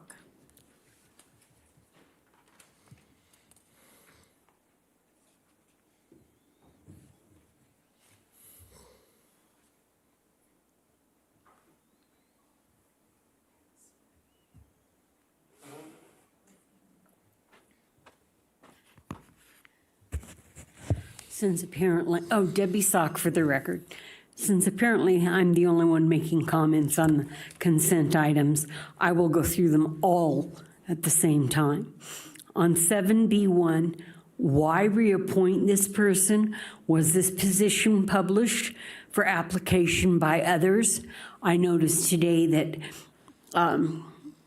Manager Brown talked about a filing deadline for another board, but we're talking only about reappointing someone here. Item 7C1, don't we pay foster parents to provide clothing, school supplies, diapers, and hygiene items? Foster parenting is not a job or source of income. It is a calling. 7C2, again, retroactive. Why not simply use the funds for programs going forward? You need to get on top of your game here. Retroactive seems to be in almost every proposal. 7C3, if this were not retroactive to July 1st, 2023, how would we have funded that program from July 1st, 2023 to 10/10/23? 7C5, please define differential response services. How are we, your bosses, supposed to know how and for what money is being spent? 7C6, $169,228 for, quote, other, unquote, when only $9,720 is spent for the contractual consultant services. That's like 5 times the amount for other, which is undefined. Again, we, your employers, need transparency. 7F1, the grant period October 20 through August 23 has expired. Why is this on the agenda now? 7G1, we just saw this same proposal and proposed contract last month for 911 operators. Is somebody getting a kickback? And that's all I have on the consent calendar. Gary Schmidt?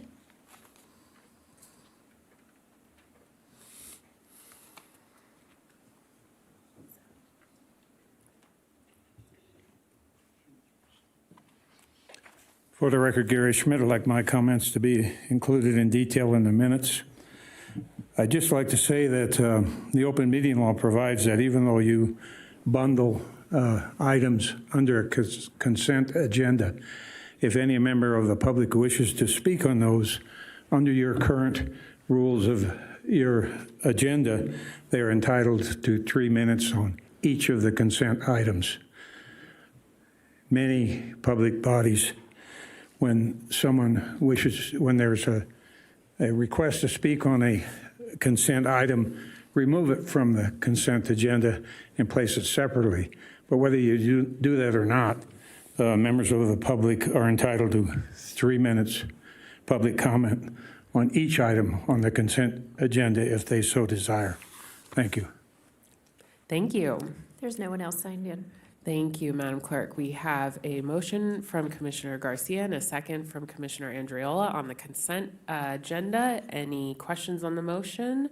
Seeing none, we've taken public comments. So all those in favor, please say aye. Aye. Any opposed, please say nay. Okay, and that motion passes unanimously. And now I look to Vice Chair Herman. Do you have a block vote for us? I do. Thank you, Madam Chair. Thank you. And this will be a motion. A block vote would be item 8, 10, 12, 14, and 15. And I've taken 13 out because of a prior public comment, and I believe we should place that on a future agenda with the sheriff present to explain. Item 13, you want tabled? Yes, ma'am. Mr. Manager, do you think that the sheriff can maybe come today to explain this item, or? Today? Yes. Or do you think can we table that item? Yes, we can table. Okay, all right, there's no rush. All right, Good to know. So you're also, part of your motion is to table item 13 until we have further discussion. Okay. Thank you, Vice Chair Herman. So with the block vote being items 8, 10, 12, 14, and 15, I'm looking for a second to Vice Chair Herman's motion. Thank you, Commissioner Andriello. Oh, and I'm sorry, a tabling of item 13 as well. Okay, thank you. Any questions on the motion? Seeing none, and I look to Madam Clerk. Is there any public comment? I had a question. Oh, yes, Commissioner Clark. I want to find out a bit more about item number 12. Specifically,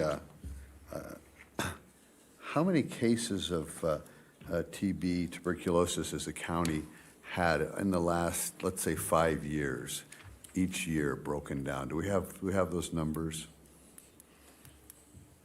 We have someone from the Northern Nevada Public Health here, and if you would like to approach the podium and try to answer the commissioner's question. Good afternoon, or morning, sorry, good morning. For the record, Erin Dixon, Northern Nevada Public Health. I do know that we currently have 4 active TB cases that we are working. I will happily get you the numbers for the past, I probably can get you the past decade if that was something you'd be interested in. Sure, that would be helpful. Okay, I can absolutely get that for you. Today, or when how long? I can does that probably take? get that for you this afternoon. Okay, so I'd like to have this pulled out until we can get some more information about that. What is your concern, Commissioner My Clark? concern is that we're spending $10 million for a TB clinic, and we have 4 people in the county out of 500,000 people with tuberculosis. I want to know why we're building a TB clinic for that small of a number, if that's the number. I think it would be important to understand the origins of this funding, and perhaps you can explain that. That's in the staff report, but for Commissioner Clark. Absolutely. Again, Erin Dixon, the funding for the TB clinic came from the state. As you may be aware, the TB clinic that's currently located on Kerman is in a state of disrepair. It has That's been. the former medical examiners. It's the former medical examiners, absolutely, but our clinic's still there. Dilapidated and decrepit when they were there. Okay. And our clinic is still active there. Okay. We still see clients there every day, and our staff still report there every day.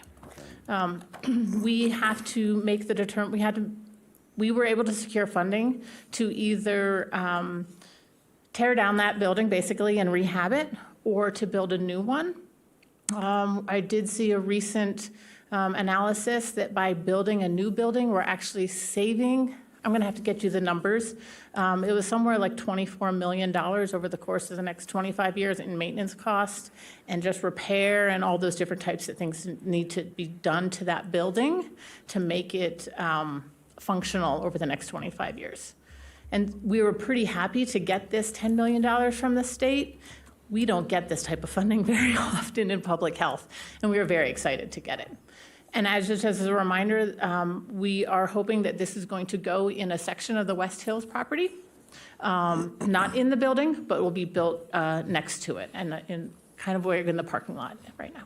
Sure, and I'm asked these questions by constituents, and I want it on the Absolutely. record. And I know there's staff reports, but not everybody gets to read. Again, I've said this like a broken record. Not everybody gets access to the staff reports or has the ability to see those. So again, I wanted to ask these questions. Absolutely. And also, I've talked to the county manager in the past about selling the facility that you're in now, and I want to find out how that talks are going, if they are going anywhere. If we're having discussions with, and it's probably not in your capacity to give me that answer, but I'm saying it on the record here, so I'd like to get answers to that. Thank you. Thank you.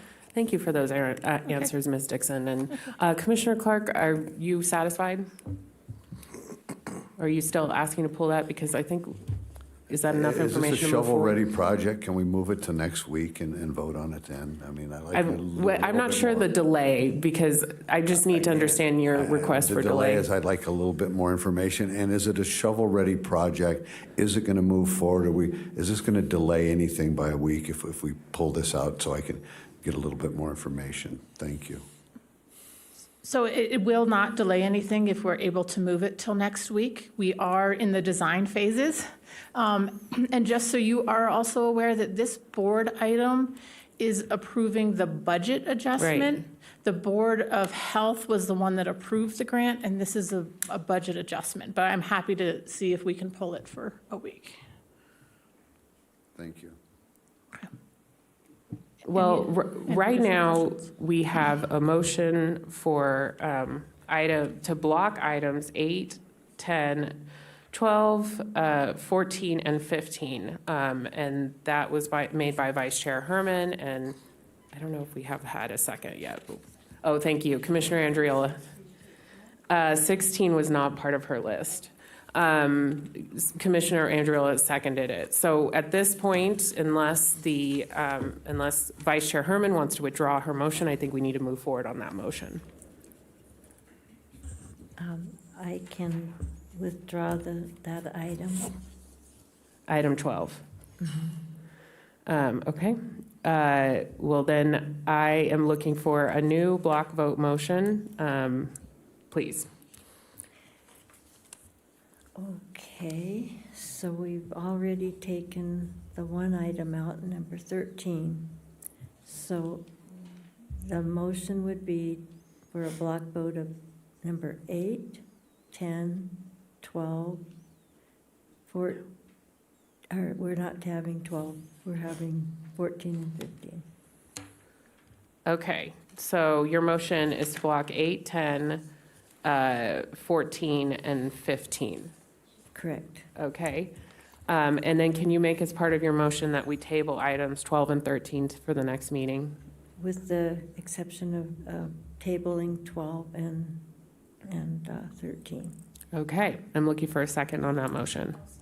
Thank you, Commissioner Andriola. And now I look to public comment. Madam Clerk. Okay, let's go. Item 12 was pulled. Item 15, I have Debbie Salk.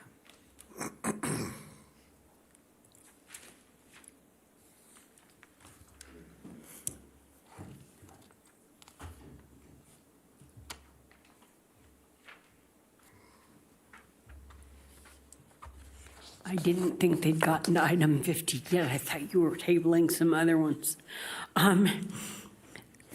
My concern, Debbie Sock for the record. My concern is that Microsoft Cloud has no security. You might as well post the information on your door. I suggest Proton, which is an encrypted system. It isn't nearly as large as Microsoft Cloud, but it is less expensive, and as I said, it is encrypted.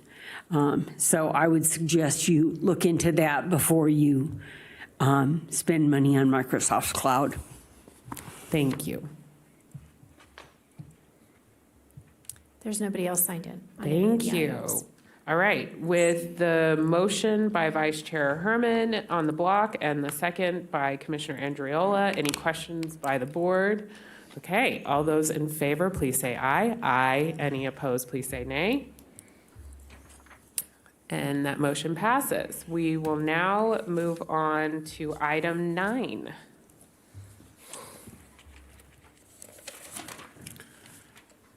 Item 9 is a recommendation to award a bid and approve agreement to the lowest responsible bidder for the Hidden Valley Phase 2 Reclaim Transmission Main and Reclaim Meters Addition Project, PWP-WA-2023-445. Staff recommends Sierra Nevada Construction in the amount of $3,376,007. The project will include installation of approximately 7,500 linear feet of reclaimed water mains and appurtenances from Alexander Lake Road at Veterans Parkway to the Hidden Valley Golf Course along Desert Way.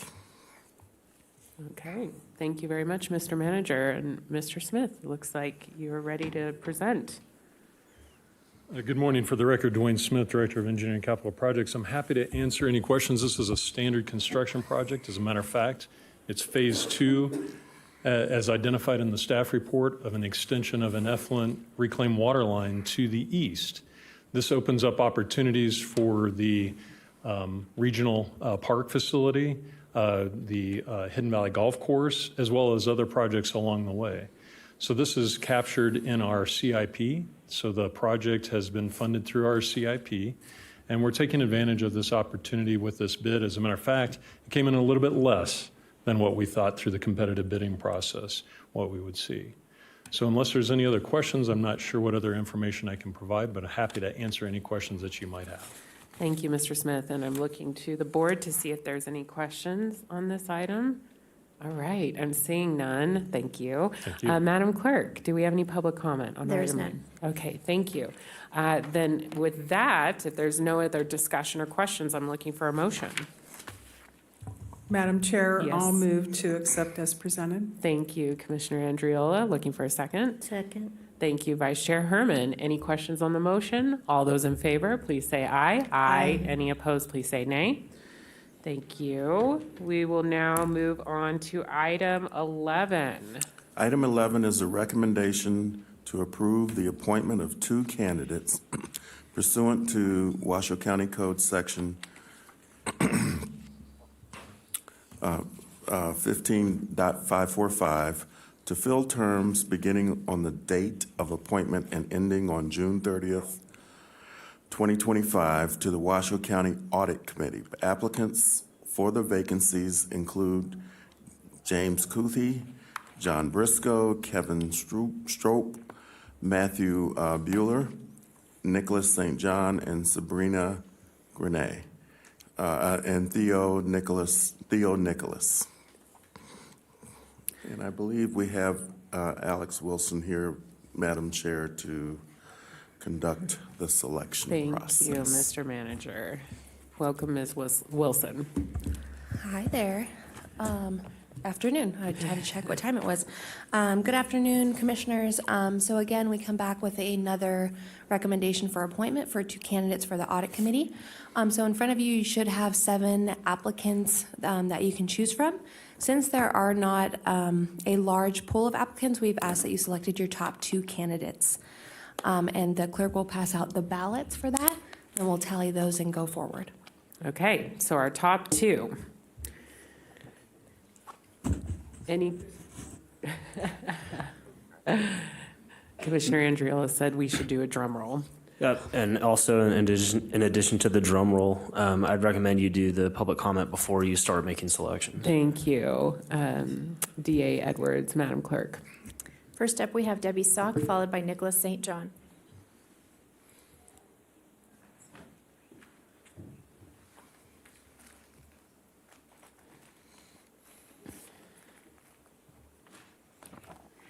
Debbie Sock for the record. Based on their applications, letters of recommendation, and resumes, I would recommend you choose 2 from the following 3: Briscoe, Granette, and Stroop. Thank you very much. Thank you. Nicholas St. John, followed by Janet Butcher.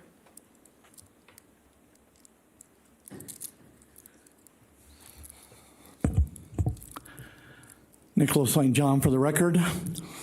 And the reason I have put in my application here is because I've had a number of dealings with the Audit Review Board, and I've had virtually no success in getting them to actually review the documents that I've turned in.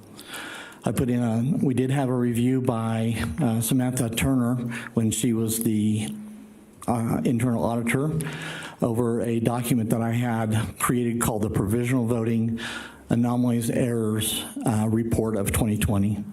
It showed that there was 2,950 people who had registered same day for provisional voting, all of them listed in Cold Springs, Nevada. I think I presented that here when I did that a couple years ago. And so we did meet with the manager. He forwarded it on to the audit review board, and there was a review done. However, when the audit review was done and given to the rest of the board members, I had no opportunity to give feedback because a lot of the things that she had in that report were erroneous.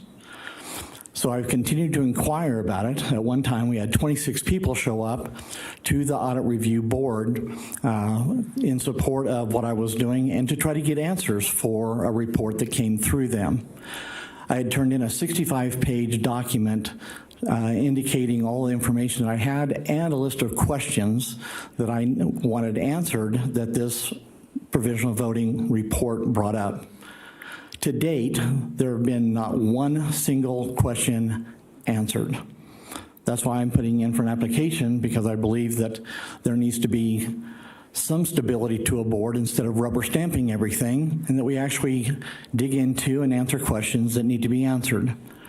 When I inquired on what the status was of my report, I was told that it was closed and that it had been forwarded on to this committee, the county commissioners, to review and then vote to close it. It had never shown up. It's never shown up on your agenda. It's never been discussed. And although it's listed as closed, nothing has ever been talked about here or investigated by any of the county commissioners. So that's why I'm putting in for being on this review board, because I think that there actually does need to be some stability. There needs to be some people who can look at things and figure out if there's a question that needs to be asked and then get the answers for it. Thank you. Janet Butcher.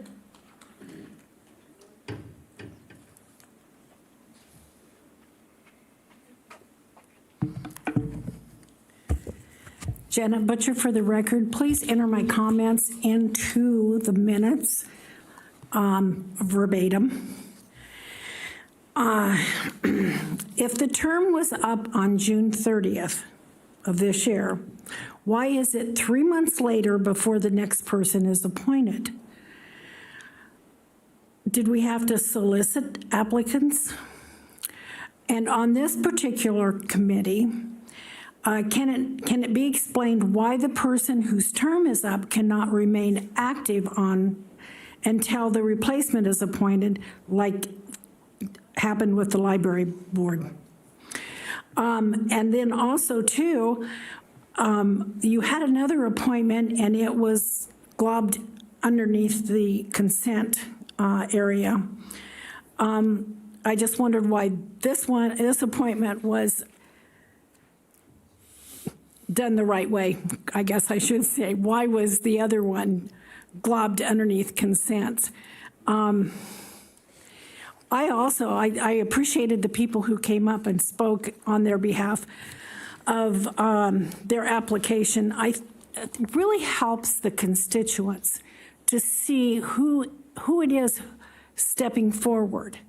I know I've been hired for jobs before because I did a lot of telecommuting in the software industry, but a completely different scenario, what have you. But if we hear from these people, we see them, we can tell who they are. You can tell how somebody is going to react later on. That it would be really nice if we could require that as part of this.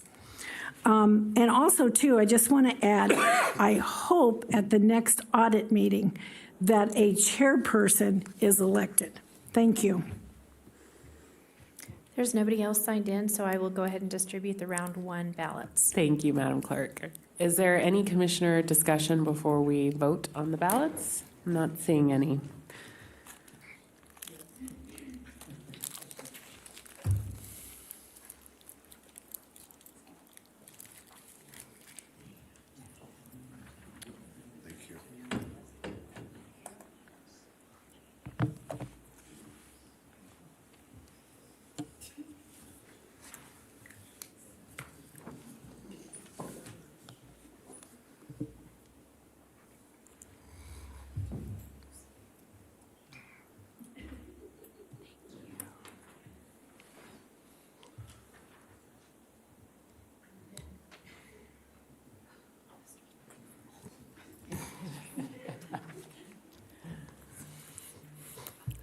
signed it this time.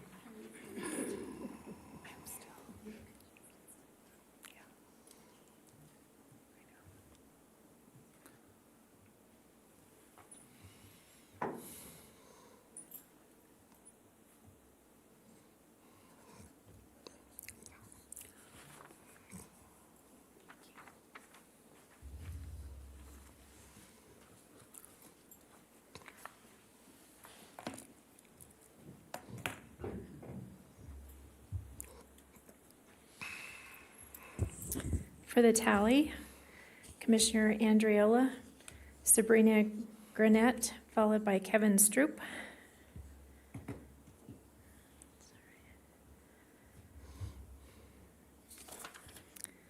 Commissioner Hill, John Briscoe, and Kevin Stroop.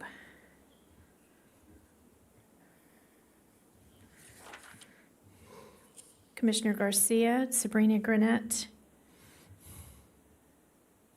and Kevin Stroop. Commissioner Herman, Matthew Bueller, and Nicholas St. John. Commissioner Clark, John Briscoe, and Theo Nicholas.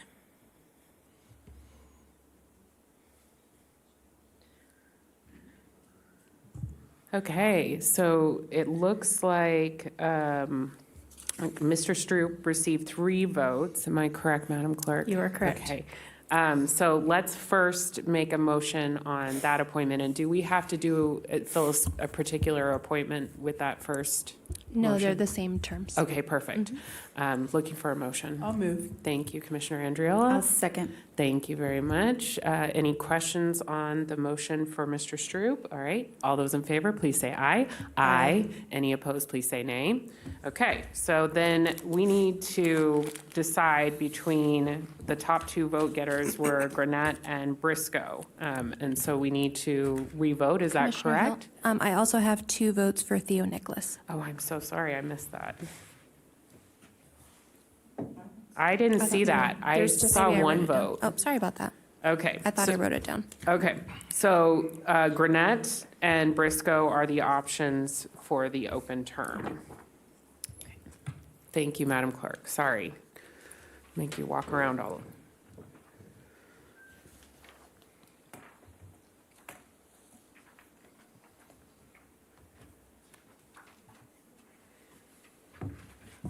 And just as a reminder, 1 vote, either Granette or Briscoe. Thank you.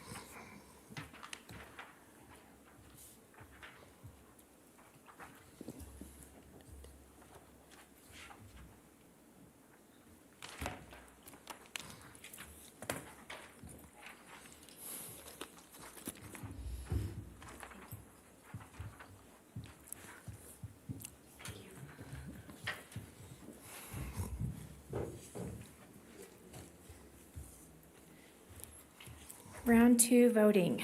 Let's see, Commissioner Clark is John Briscoe. Commissioner Andriola is Sabrina Granette. Commissioner Hill is John Briscoe. Commissioner Garcia is Sabrina Granette.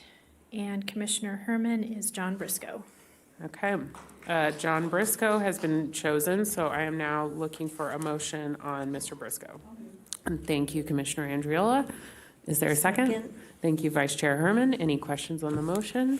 All those in favor, please say aye. Aye. Any opposed, please say nay. All right, congratulations, Mr. Briscoe. I think you're in the audience, so thank you. And Madam Chair? thank you, Ms. Wilson. Yes. I would Commissioner just like Andriola. to make a quick comment that the applicants were amazingly qualified. It was wonderful having discussions and really having tough choices. So Yes. kudos to everyone for Agreed. willing to serve and volunteer and make our community better, of the giving of their time and talent. So I did want to acknowledge everyone for their consideration.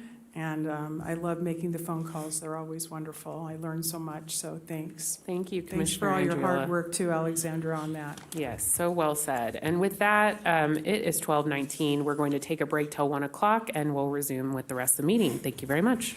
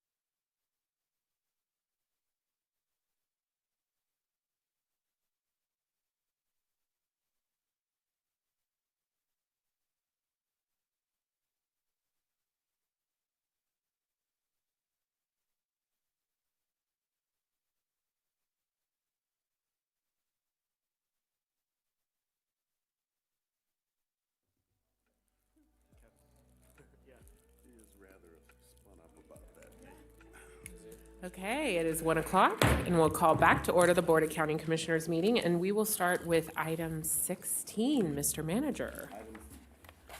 Test. Item 16 is a recommendation to award request for proposal number 3232-24 for sample ballot printing and mailing services, not including postage or freight, for the 2024 presidential preference primary, the primary and general elections to the most responsive and responsible bidder, Taylor Printing, in an amount not to exceed $308,085,000, total of $164,795 for the FY24 presidential preference primary and primary elections, and $143,290 for the FY25 general election, and if approved, authorize the purchasing and contract manager to execute the contract. Thank you, Mr. Manager. I'm looking to the commissioners to see if they have any questions for staff or seeking a presentation. Vice Chair Herman. Thank you, Madam Chair. I have a couple of questions. In most of our items, when it's bid out, it would say the lowest bidder, but this one does not. It only says most responsive and responsible bidder. That's my first question. How come it doesn't say that? And were there other people bidding on it, other companies? And is it a local company? Those three questions. So I can't speak to the language about it. Your first question is, you're asking why it doesn't say lowest? Yeah, lowest bidder. The most responsive and responsible bidder. I don't have an answer for that, Commissioner. I will tell you there were no local bidders. Okay, but were there other bidders? There was one other bidder. Okay. Was it lower or higher? It was higher. Quite a bit higher. Because I just was suspicious because it doesn't say the lowest bidder, so. And isn't that language in there because the requirements don't require the lowest bidder on this particular circumstance? I'm looking to Ms. Hill if she can speak to that language, right as she's sitting down. Okay, so why doesn't it state, like, anything that we have bids on, where companies bid on things, we usually say, okay, this was the lowest bidder? For the lowest responsive, so based upon the rating, you should have in the staff report the 3 people that did bid in response to the RFP. She's asking why it doesn't say lowest bidder on the language of the Oh, the agenda lowest item. was, I don't have an answer for that. That's standard in there. That's standard in NRS, and when the county goes out to, sometimes you don't go with the lowest responsible bidder because maybe they don't have the capacity or the equipment to do the job. As an example, if somebody responded to the ballots and they were the lowest responsive bidder, but they don't have the paper and they won't have the paper in time, or they need to buy equipment, or they're not able to meet the timelines, in that case, you would not want to go with the lowest They were lowest maybe bidder. disqualified after they sent their bill. They would be rated on the point system of not receiving points for that line item, because there's several criteria that they're graded against. It was just curious to me that wasn't in there. But Ms. Hill, that's not what happened this time, Correct. just to clarify. Correct, but that's just a standard blanket response. Any other questions, Vice Chair Herman? I think I got the drift. Thank you. Okay, any other board questions? No questions, but I'd like to make a comment if I Okay, may. Commissioner Andriola. I really appreciate the hard work that you put in this and trying to look at opportunities for local bidders. And if I recall the report correctly, there were 104 companies that you went out to. And so you certainly hit as many people, not only locally in Washoe County, but certainly state and above. And the fact that Taylor is actually located in terms of their print shop in Las Vegas is still Nevada. So even though it's not Washoe County, which would be great, but the fact is that the process was executed, and I appreciate going back out and looking at really trying to give an opportunity to everyone equally. And I also appreciate the fact that you did look at the 5% preference. So I am going to support this. I think you've done a great job. And again, I appreciate the expediency that you put into this. And I'm glad that it isn't going to delay anything. So I do appreciate the direction that you took and the hard work that you executed in terms of trying to make this fair and equitable. Having a 60% reduction in cost savings is always wonderful. So hopefully, as this goes through the process, it'll also give an opportunity to local vendors to look at better ways to serve in the future with additional RFP processes and to open up that dialogue.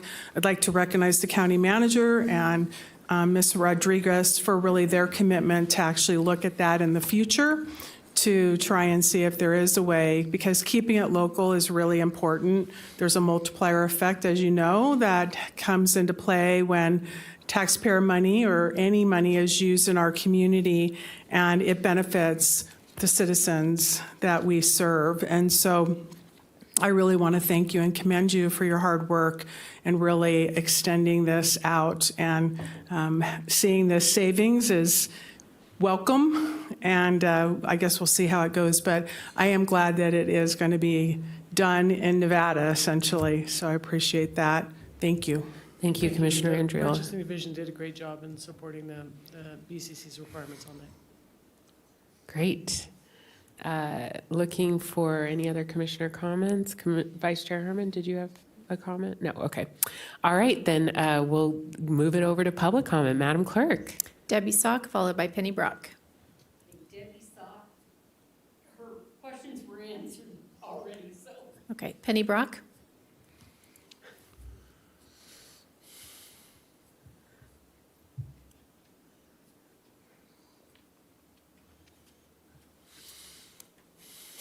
Penny Brock, for the record, please put my comments in the record per NRS.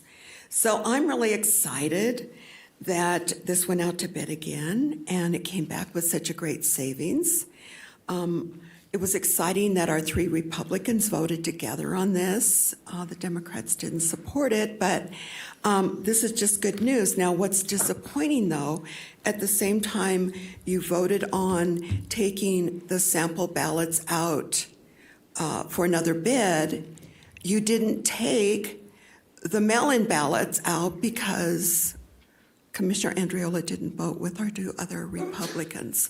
So it would be great in the future if the mail-in ballots could also be done by an in-state print company, Taylor Printing, or maybe if our local vendors here realized the county was going to be serious about mail-in ballots also, they might make the investment in the equipment or whatever is needed to do mail-in ballots. So it's exciting that we're going to see the savings. You know, I'm always up here talking about what this is costing taxpayers. So I'm excited as a taxpayer that we got a little bit of savings on this, and I want to thank the commissioners that did support this going out to bid again. Thank you very much. There's nobody else signed in.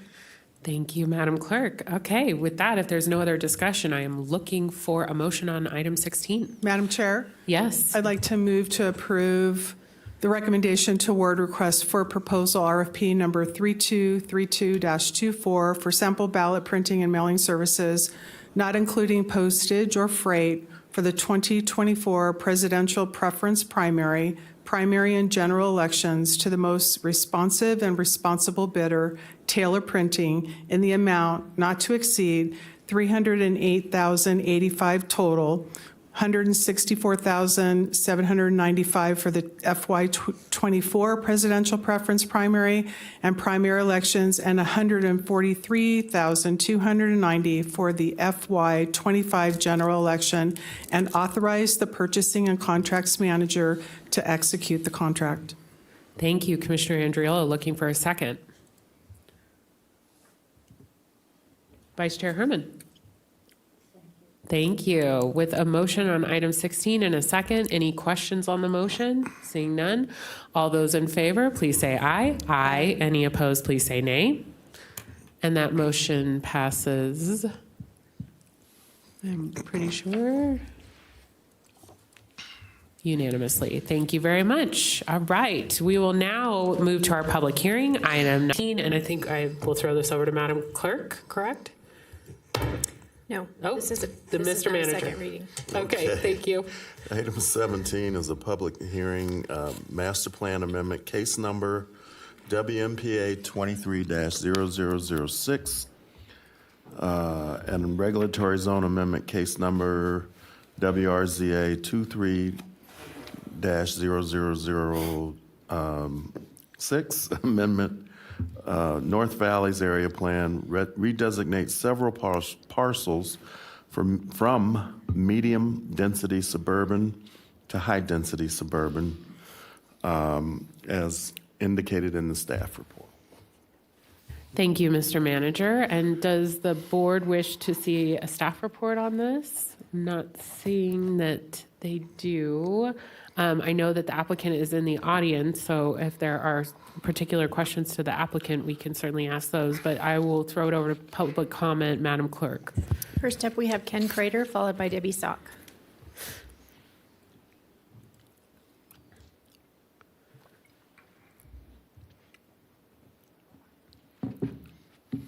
Good afternoon, and thank you. For the record, my name is Ken Crater. I am the applicant on the project, and I had a presentation prepared, but I just wanted to make a quick few comments here.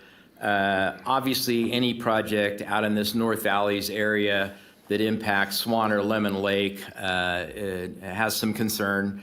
And I just want to let you know that I've been a huge advocate of changing the way we do engineering out in these North Valley areas with our infiltration basins.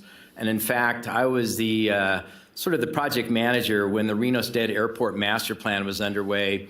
And I actually made the push at that time and got the group to agree to actually increase the amount of infiltration by 30%. And there's a couple reasons. One is a lot of folks don't properly maintain their infiltration basins, so that would give you a little bit of spare capacity. But in the case where it is properly maintained, long-term, that extra 30%, which is now a county standard, is going to provide excess infiltration to make up for the fact that a lot of the development occurred out there in the 1960s and 70s and early 80s didn't have any infiltration. So these new projects that provide that extra 30% infiltration will long-term help that situation out there with the amount of storm drain runoff and help reduce the amount of inflow out of these projects into Swan and Lemon Lake during the flood event. We did the community outreach process on this project.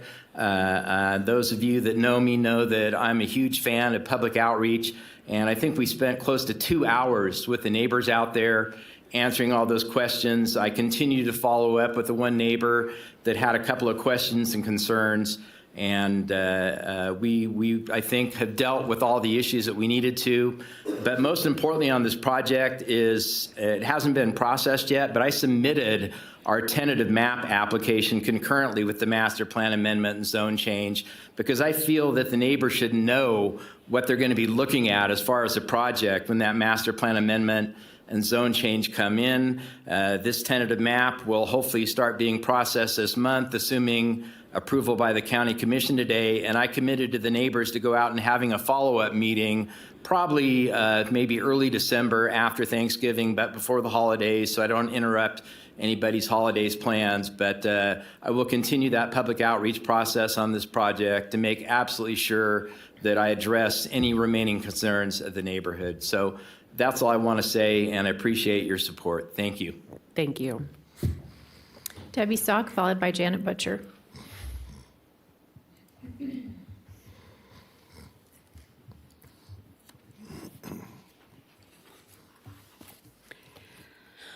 Debbie Sock, please put my comments on the record. I understand the need for housing. However, those of us in the North Valleys purchased out there because of its more rural nature. We don't have the infrastructure, highways that are able to accommodate the increased traffic. Even the project on Lemon Valley to fix the interchange screwed it up more than it helped. High-density housing is not acceptable. Vote no on this item. Janet Butcher, followed by Roger Edwards.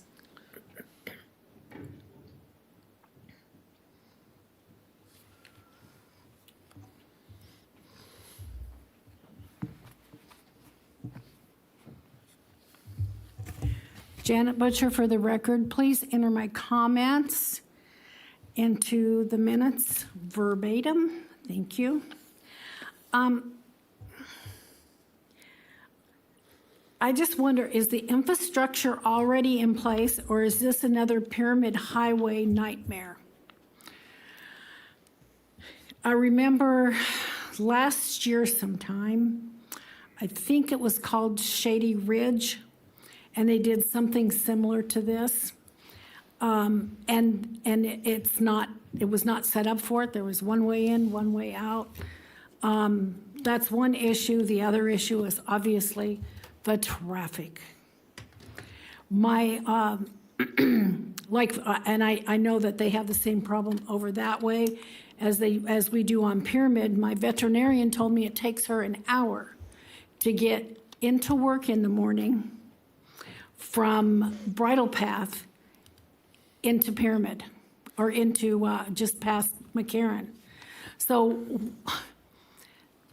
we already know that we chased the air races out. There's just way too much building. And I just don't understand this. I am sure that I think this is District 5. It says it right there, District 5, sorry. That the people in the valley, I'm sure, have said whether they like this or not. Hopefully, Commissioner Herman can speak to that. But anyway, I just don't understand why we keep doing these types of things, redoing it. I know it's money. I know it's money to the developer or the person that's going to get more. But anyway, I just don't think it's a good idea. Thank you. Roger Edwards.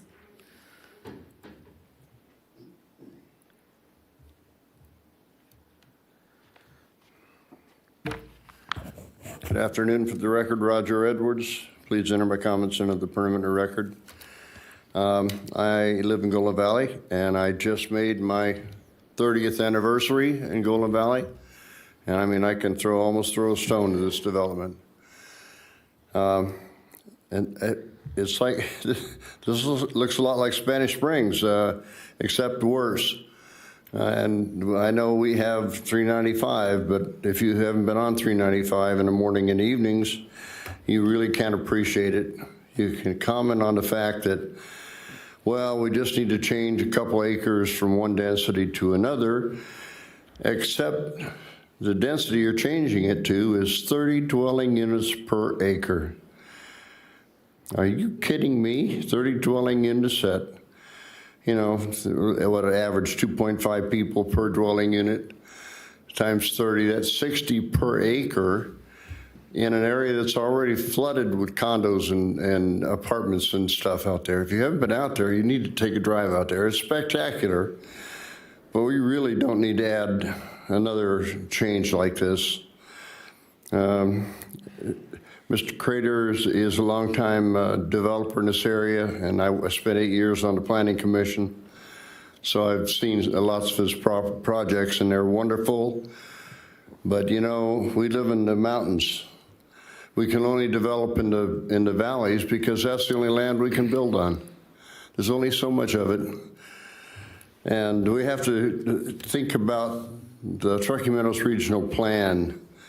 And every area has its own little characteristics. And this kind of development does away with all that. Please think about this and vote no on this. Thank you.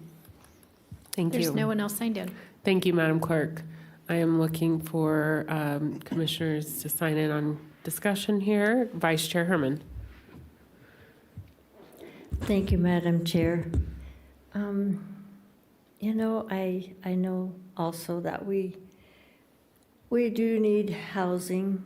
However, Lemon Valley is, I don't want any more enemies out there. We still have an effluent problem, and we have a flooding problem. And I have continually tried to see if we could improve that situation, but it's still the same situation. It's still the same worry about the failures of the sewer system and what happens when we flood, and why did we do this in a lake bed? I don't know. Anyhow, I have a thing about this, and I just don't feel it's right, and so I will be voting against it. No offense to the developer or agents. We have a very good company that's represented well here, and I've approved a lot of his subdivisions and plans, but this one, where it is the problem, and I will be voting against it. Thank you, Vice Chair Herman. And I look to DA Edwards just to remind the board on the conditions of the findings and what the board needs to look at when we look at approval or denial on these types of projects. That guidance would be appreciated. Yes. In the staff report, page 4 of 8, you'll see the findings for a master plan change.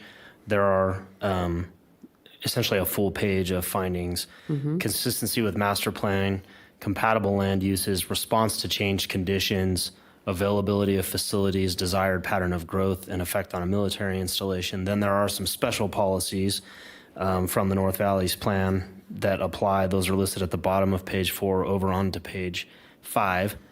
Then you have below that the regulatory zone amendment. They are essentially the same findings that I just listed for the master plan. And so in making your motion, whether it's to approve or to deny, my recommendation is to articulate, even if just in layman's terms, why you think this project should be approved or why you think it should not be approved.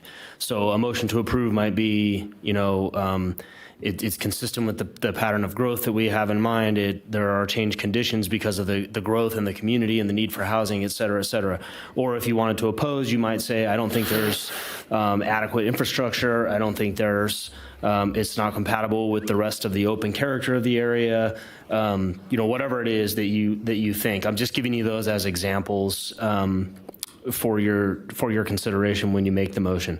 But really what you want to do is you want to kind of give that articulation of why it is that you think it should or should not be approved. That helps us on the flip side if there is a petition for judicial review on it. When we get into court, the judges inevitably want to look at, why did the county commission think it was a good idea, or why did they think it was a bad idea? Mm-hmm. And that helps us out a lot to be able to point to that in the record. Thank you, DA Edwards. And I appreciate the feedback by Vice Chair Herman, but I do see that this development is consistent with the master plan and compatible land uses, as well as the pattern of growth in the area. From the staff report, and Planning Commission did send this to us with an approval. So I look to the rest of the board for comments. Madam Chair? Yes, Commissioner Andriola. Actually, it looks like it's gone through the Planning Commission several times, and all the findings have been met.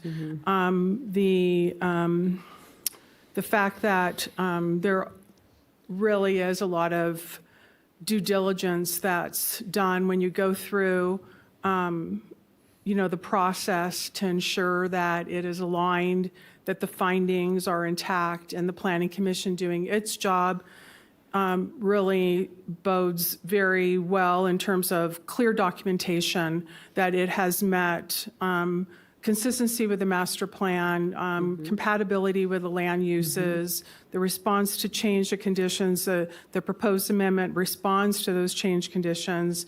Again, it's in the report. And also the fact that the developer has documented that they have conducted meetings. It looks like there were 9 attendees.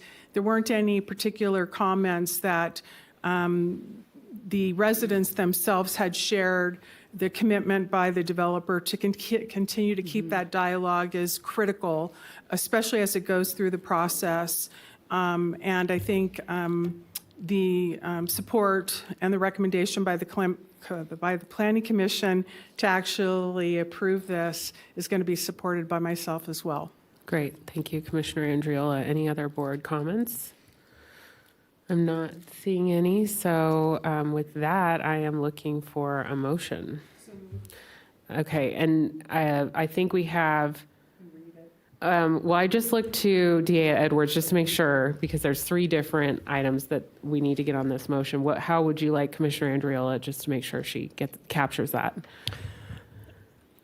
I understood her motion to be the approval of all 3. Great. So that's the master plan amendment, the zoning amendment, and the resolution to seek a regional plan amendment to change the tier. So that would be all 3 of those.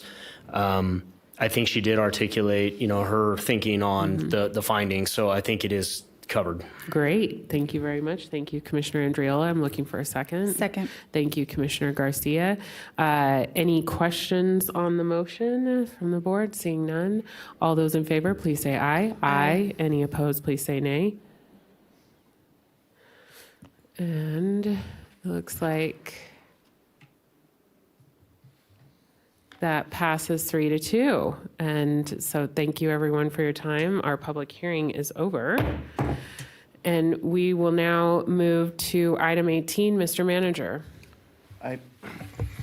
Item 18 is public comment. Comments heard under this item will be limited to 3 minutes per person and may pertain to matters both on and off the commission agenda. The commission will also hear public comment during individual action items with comment limited to 3 minutes per person. Comments are to be made to the commission as a whole. Thank you, Mr. Manager. And Madam Clerk. First up, we have Sandy Tibbet, followed by Penny Brock.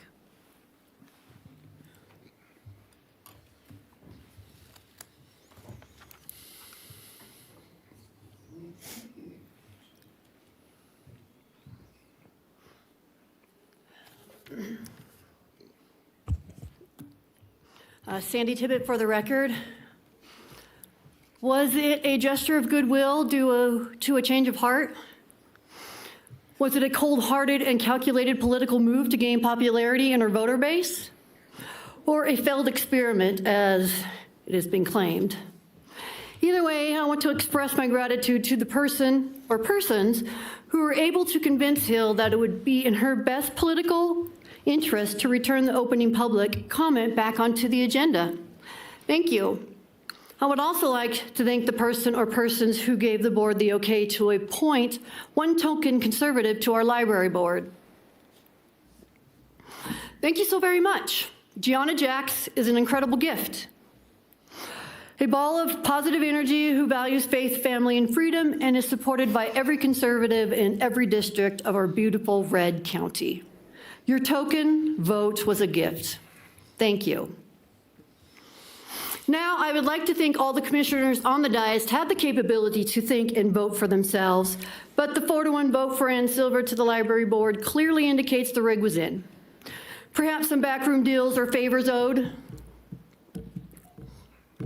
And I'm pretty sure it would have been a unanimous vote if it wasn't for the fear of being censured in the upcoming election. I would like to express my gratitude to Commissioner Andriola, though. I was not able to attend the last meeting to voice my recommendations for the library board, so I emailed them to each of you. Commissioner Andriola was the only one with enough common courtesy to acknowledge my email. Thank you. I do appreciate that. So not appointing Reva Crump to the board is on the same level as not hiring Tracy Thomas for the ROV. It speaks volumes to your personal and political agendas. I will give kudos to Commissioner Herman, though. She was the only one with enough balls to even recommend Reva. Even after hundreds of constituent signatures on a petition, you all chose to blatantly ignore. Speaks volumes to your motives. It's very disappointing. Maybe the person or persons with all this influence in your guys' thinking and voting could speak with the school board trustees to get opening public comments back onto their agenda. Wow, 25 seconds. Okay, cool. I just wanted to point out some highlights, some quick stats from the 2023-24 Highline Public School District, where Susan Enfield came from. They have, 43 schools, so yeah, we're twice as big, more than that. Grades 1 through 12. Graduation rate, 85%. Math proficiency, 36%. Reading proficiency, 49. Sounds like ours. Penny Brock, followed by Roger Edwards.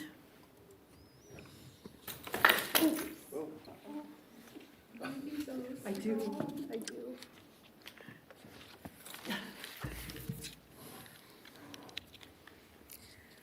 Penny Brock, for the record, please put my comments in the record per NRS. First of all, I want to thank Commissioner Andriola that she would like follow-up from our public comments. I think that's a great idea. So I look forward to feedback from our county manager giving follow-up about the grocery carts outside the senior center and outside the fence of our county complex. That looks really pathetic. So I'm hoping that the carts can be put somewhere else, and in fact, the senior center not be an extension of the CARES campus. Another idea is turn the senior center into the TB clinic and build or find us another place for the senior center in Reno. Thank you. Now, what I'd really like to address is the calendar that's put out by HR. It says diversity, equity, inclusion, and belonging. We are to be one nation under God. We are not to be divided by diversity, equity, and inclusion. So the calendar is very interesting for October. First of all, there's no Columbus Day. We have many Italian people in Washoe County and many Americans that love Columbus Day. Why is that not on the calendar? We just had the Great Italian Festival in downtown Reno. But again, no mention on this calendar of that. On October 31st, it's Nevada Day. That's when Nevada became a state. We're the 36th state of the nation. We got it because of gratitude by Abraham Lincoln. We did not have enough people to become a state, but because we financed the Civil War for the North, in gratitude, we got our statehood. Why is that not on the calendar? However, on October 27th, it's a Nevada Day holiday for the Washoe County employees. I don't know. If you don't want Nevada Day on the calendar, maybe there shouldn't be a holiday for the employees. What would they think of that? We need to do something about this calendar. It is not recognizing the holidays that are important to Americans. We are not a nation of diversity, equity, and inclusion. This is a big liberal plan. We want it to be American holidays. Thank you. Roger Edwards, followed by Janet Butcher. Good afternoon again, Roger Edwards for the record. 50-year resident of Washoe County, and the only citizen lobbyist here today, I think. Also, what I want to talk about today is the school board. You guys got a major sunshine pump just a little while ago. For those of us that go to the school board meetings all the time, even for those that don't, we have to know that your county and the state as a whole is either 48th, 49th, or 50th in the nation as far as how our schools are doing. And not one time in the superintendent's presentation did she say anything about English learning students. It's a major problem, and they know it, and they're not addressing it. You can't teach the kids science or math without being able to explain to that student in the language that they understand the basic items of that class. And they refuse to do an English immersion class for non-English speakers, and instead they drag down all of the rest of the students to the non-English speakers' level of understanding. And that's critical, and that's terrible, and that's what's going on right now in Washoe County schools. You guys got a major sunshine pump, and she didn't tell you that even though they say they graduate 85% of the students, 15% of them are literate. 15% of all of the graduating students are truly qualified to go out and get a job as a welder, a doctor, or nurse, anything. You know, if we need to rely on anything, we need to rely on the fact that when we put our students in the hands of our educators, some of which make $500,000 a year, that we can expect them to come out qualified to be a part of the community. And right now, we can't expect that. And she never touched on that. And you guys did not get the full message. Thank you. Janet Butcher?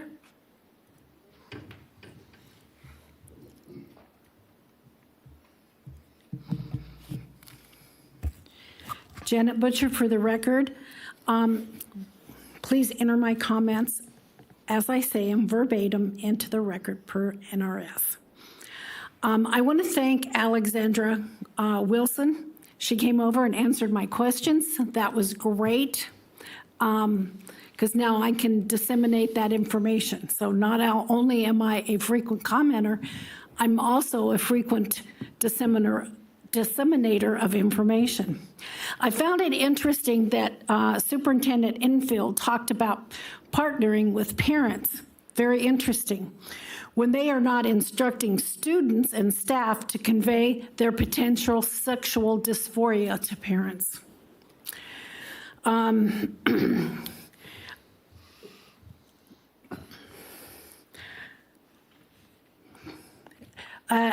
want to acknowledge another county employee, Victoria Balin, in the ROV office. She seems to be perfect for the job of communication. I'm just disappointed that a person with 20 years of experience was not hired over those with less other experience for the position in the ROV, and a major position in the ROV. And talking about the elections with this PPP coming up, I'm sure that a lot of people know anyway that as far as the Republicans are concerned, the PPP is meaningless, totally meaningless. It will be the caucus, and tomorrow evening at 5:30 at the Spanish Springs Library, there'll be somebody giving instructions on why the caucus is the important thing for the over the PPP. Also, too, I appreciate the fact that Ms. Brock brought up Italian Day. You can tell from my olive skin. Also, October 6th was German Day. And being of Italian, Swiss, German, Irish, English, and Scottish descent, I'm a melting pot, and that's what America is about. Thank you. There's nobody else signed in. Thank you, Madam Clerk. Okay, we'll now move into item 19. Mr. Manager. Item 19 is Commissioners and County Managers' announcements, reports, and updates to include boards and commissions updates, requests for information, or topics for future agendas. Thank you. I'm looking to the commission to see if anyone has announcements that they want to make. Commissioner Clark? Thank you, Madam Chair. I just want to note that today we have one sheriff in the audience instead of two, so we cut that expense by 50%, but he's lonesome back there by himself. But he gets out early today. He doesn't have to wait around till 5 or 6 o'clock. So good work, sir. Thank you. All right. I've asked numerous times. I understand it's coming up sometime, but I'd like to see a presentation from the Chamber of Commerce talking about the state of employment, job availabilities, other things that the Chamber of Commerce wants to share, and I'd like to see that as soon as possible. Hear a presentation. Again, it's been months of asking for that presentation.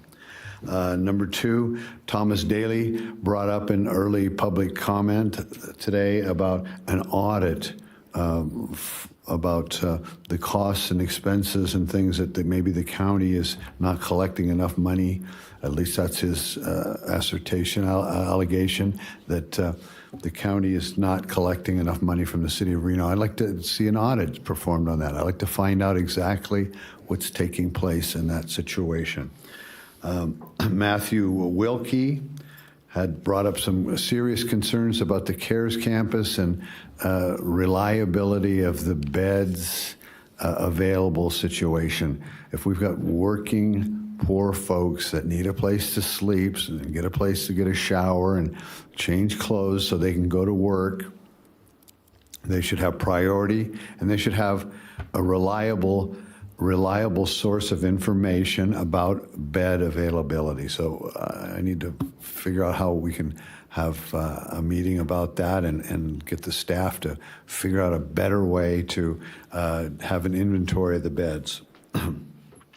Roger Edwards brought up an interesting point. Again, we've been hearing about this recharging program it's not been used for a number of years, and he's still getting a bill for it.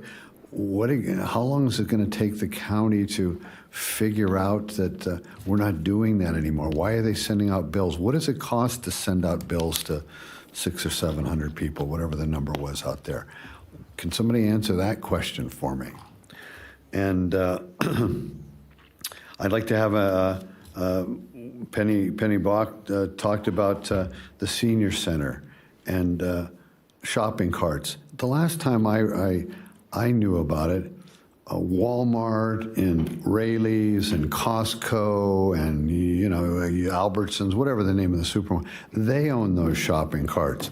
Are shopping carts stolen vehicles? I mean, unless somebody has a bill of sale and that's their shopping cart, what are they doing with shopping carts around here? I understand they're trying to transport their limited resources, but as far as I know, shopping carts could be considered stolen property. So could somebody look into that? Are we allowing stolen vehicles to be parked on county property? I'd like to have a meeting with HR. I've talked to Mr. Edwards about that. I've got 4 or 5 issues that I want to bring up with HR, and I want to get some resolution with those. And lastly, public comment ended this morning at 10:55. And public comment ended this afternoon at 1:40. So we've got the afternoon off, it looks like. Thank you. Vice Chair Herman? I just have one last thing to say for the day, and it's that my heart goes out to the people of Israel at this time. Thank you. Thank you, Vice Chair Herman. Any other board members? Madam Chair, I'd like to echo that. Really, I think that the commission obviously has its role in Washoe County, but what's happening across the world is is of grave concern. And as Commissioner Herman stated, you know, our deepest hope is that this stops, and that I really appreciate Chair Hill providing all the commissioners during the break an opportunity to go be invited to a service that I'll be attending tonight in support and prayers for the Jewish people. Thank you, Commissioner Andriola. Any other board members? Not seeing any. Mr. Manager, do you have anything else for us? No, Madam Chair. Okay, thank you very much. Well, thank you everyone for a great meeting, and we are adjourned.